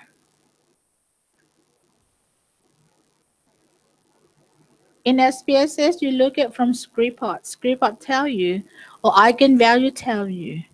But in AMOS, theory tell you. Based on theory, I think this many factor. The factor should be like this, should be like that.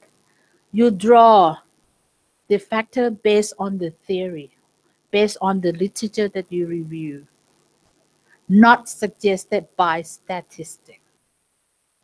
Okay? Choose, choosing extract method and rotation.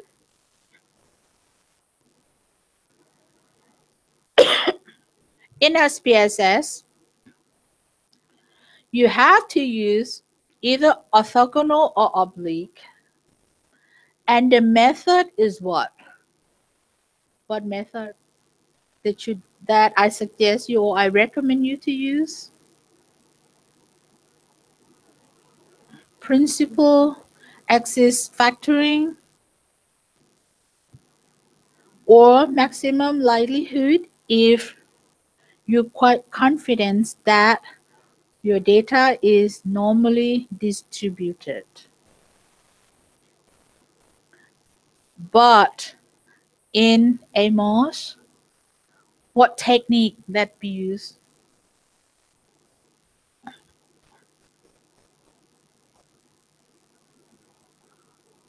We use maximum likelihood. Remember? We gone by the wind.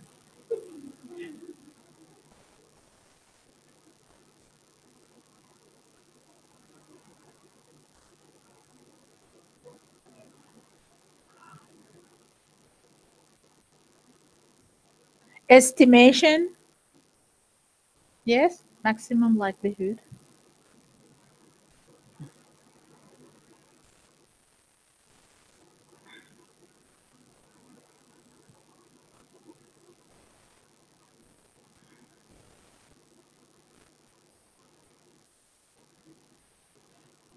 Name the factor.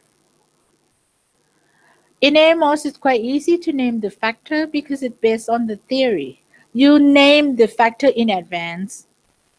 Like here in the example, we think that there are three factors. One factor is about the process. The second factor is about the satisfaction with the knowledge. The last factor is the satisfaction with the skill or the self-management. But in SPSS, you name the factor after you have reached the final model.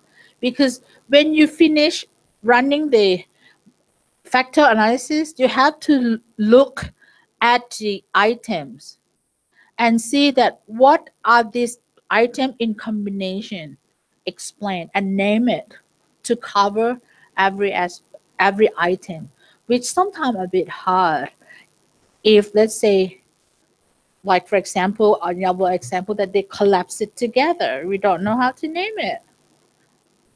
Okay. Estimate reliability of each factor in in SPSS. We have to use Cronbach's alpha, which assess the internal consistency. In AMOS, we use different formula. I'll show you later to estimate the internal consistency. Unfortunately, you have to do it by hand or by Excel, whatever. but it doesn't provide by the program.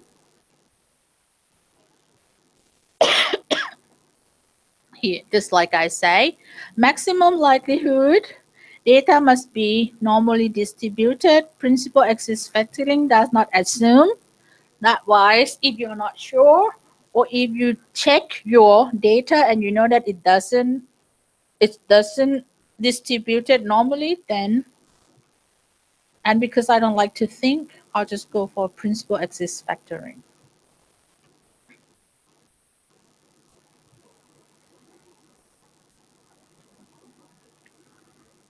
Any question with this slides? Because I have already summarized that.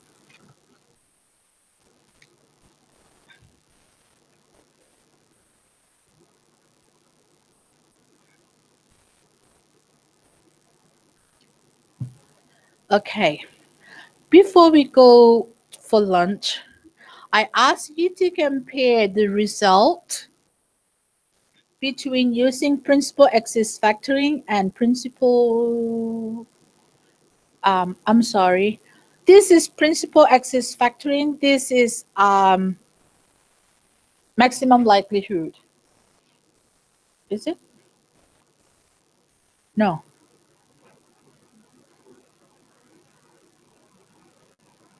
very max. Okay, I'm sorry. This is the result from the rotation of oblimin. This is the rotation of Varimac. What is Varimac again?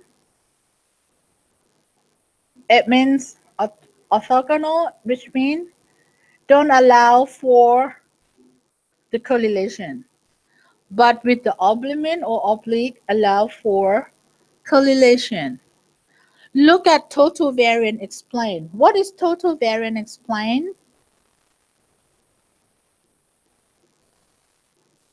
How many percent that this factor explained by the set of indicative variable, and the rest would be error term. Which one better between the factor that extract using oblimin rotation and factor that extract using Varimax rotation? Which one better? Oblique or oblimin? Because total variance explain is higher. So like if you don't know which one to go for, like I say, try, because you can explore and try. And then you said, well, this rotation is better. But in general, think about it. A lot of social science, you know that one factor is often related to another factor. So in general, it's likely that this technique would give you a better result. Also, look at the internal consistency. This one also, uh, which one better? Difficult to compare because only this factor have a high internal consistency, where this one have okay. These two, both of the factor having okay ability to explain, but overall, or all in all, on in all, if you want to choose between the result of these two, which one would you choose? Okay, I would do two. Then, when you report, remember to report the factor loading here as well to show that it's small. Because a lot of time, I will see that sometimes people keep this one, and then even though the loading on, say, K3 on this one is high, on this one also high, but if they delete K3, everything was like collapse. So they want to retain K3 to make it three factor, and then don't show me the loading. But when they show me loading, I'll say, oh, you have to remove because it's breaching, something like that. So that's why you need to show the reader.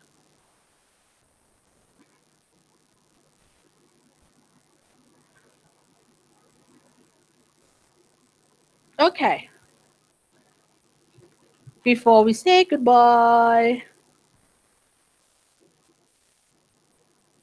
I have already explained why we have to put one on one line here. There are two ways to do it.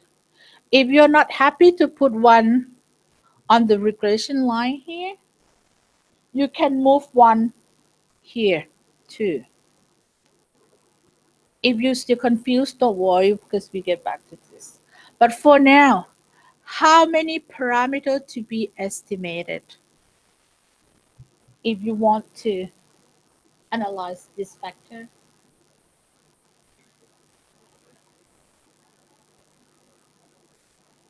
The answer is not on my face. Why looking at me?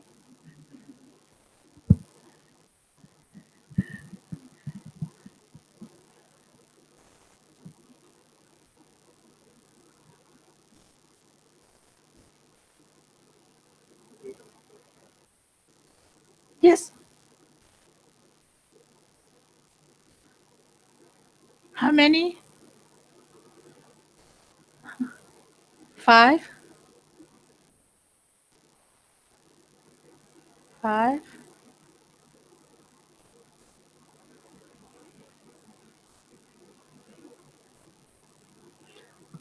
How many correlation? Zero. How many weight? Three. One, two, three. How many variants? One, two, three, four, five. Five plus three equal 8. The minimum number of sample if you want to run this factor would be 8 times 5, 40. Yeah. Yes.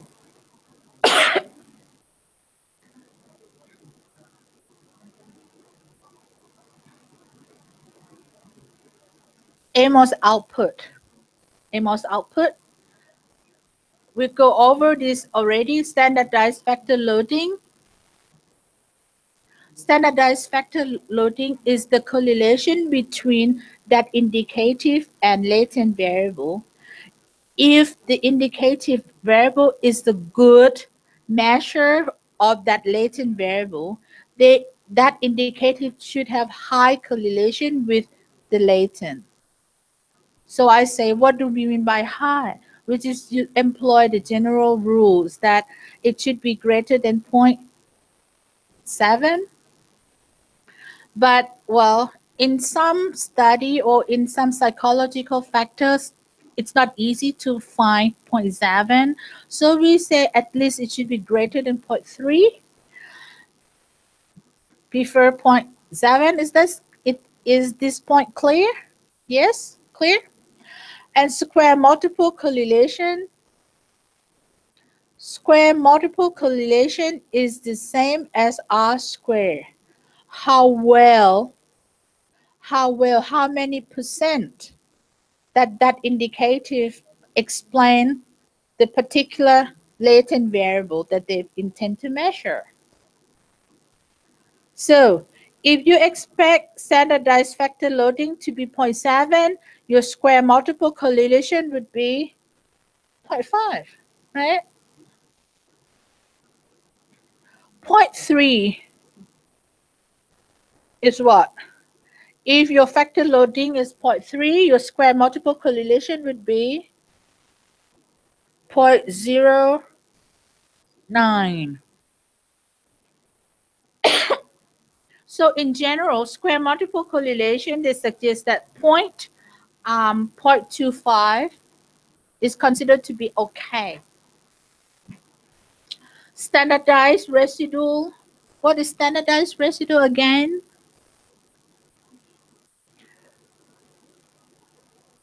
It tells you how well the data fit with the model. If the data fit with the model well, that means the residual would be small, right? And one standard unit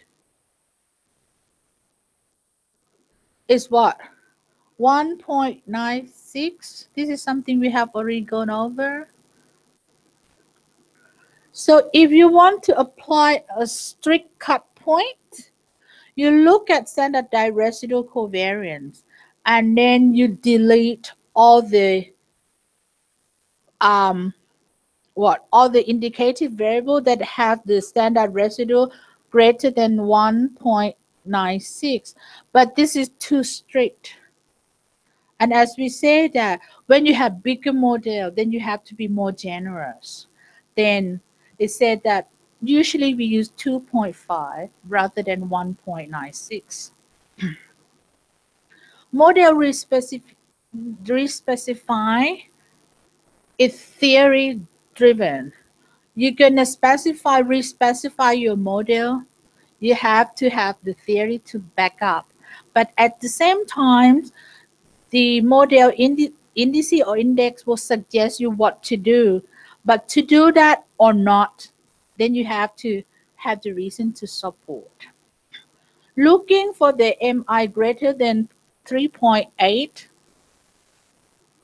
and try to remodel whatever they suggest so that the parameter estimate change a lot first. Say if you do this, parameter change would be 10. If you do this, parameter change would be 5. Go for 10 first because it will improve. The absolute fit, incremental fit, and parsimonious fit are the three fit that you should assess. We'll get back to this, don't worry.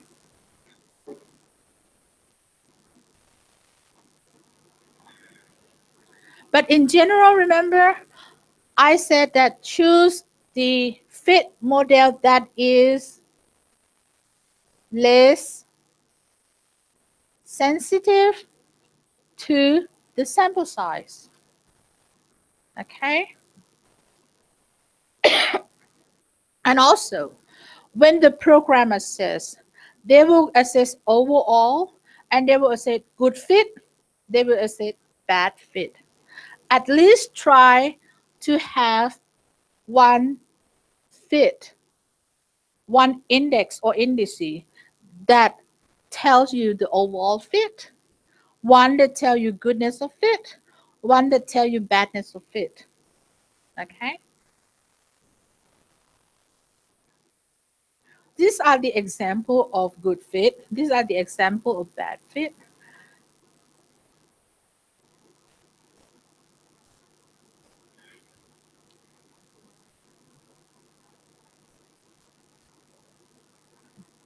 And usually there will be cut point for adequate fit and good fit. So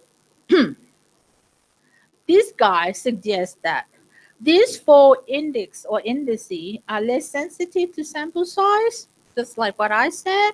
So it is better to use relative chi-square, AGFI, IMSEA, and CFI because these four fit index are less sensitive. And look at these four. Relative chi-square or norm chi-square assess parsimonious overall fit, where AGFI assess absolute fit, but in terms of goodness, IMSEA assess absolute fit in terms of badness of fit, and CFI assess incremental fit in terms of goodness of fit. So these four already cover all the aspects that you have to look at. If we have time tomorrow, I will go into detail what does it mean. But if it's not, then for now, I would recommend you to use this, and I already provide you the reference. Okay. I think we're gonna leave you up to here. I will come back tomorrow and do the full model. Go back and practice if you have time, and then if you have any questions before we start the session tomorrow, it will be Q&A. Thank you for your attention. Have a nice sleep. Have a safe trip home, and see you tomorrow, I hope.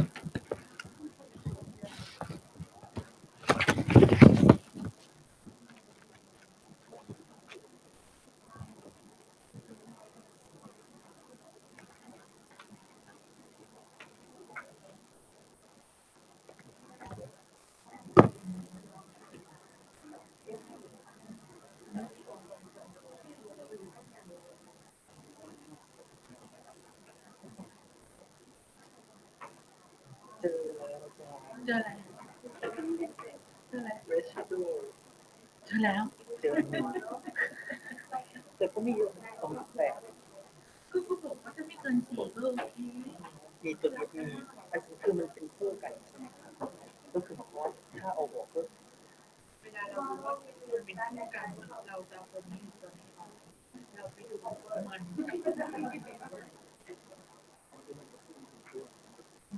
เช่นมันกับเนี่ยแล้วมันก็ค่อนข้างแต่ตัวนี้จะได้ตัดสินใจว่าระหว่างแต่อันนี้เนี่ยมันก็บอกว่าถ้าไม่เกิน4แต่ว่าที่ตัวที่ขนาดที่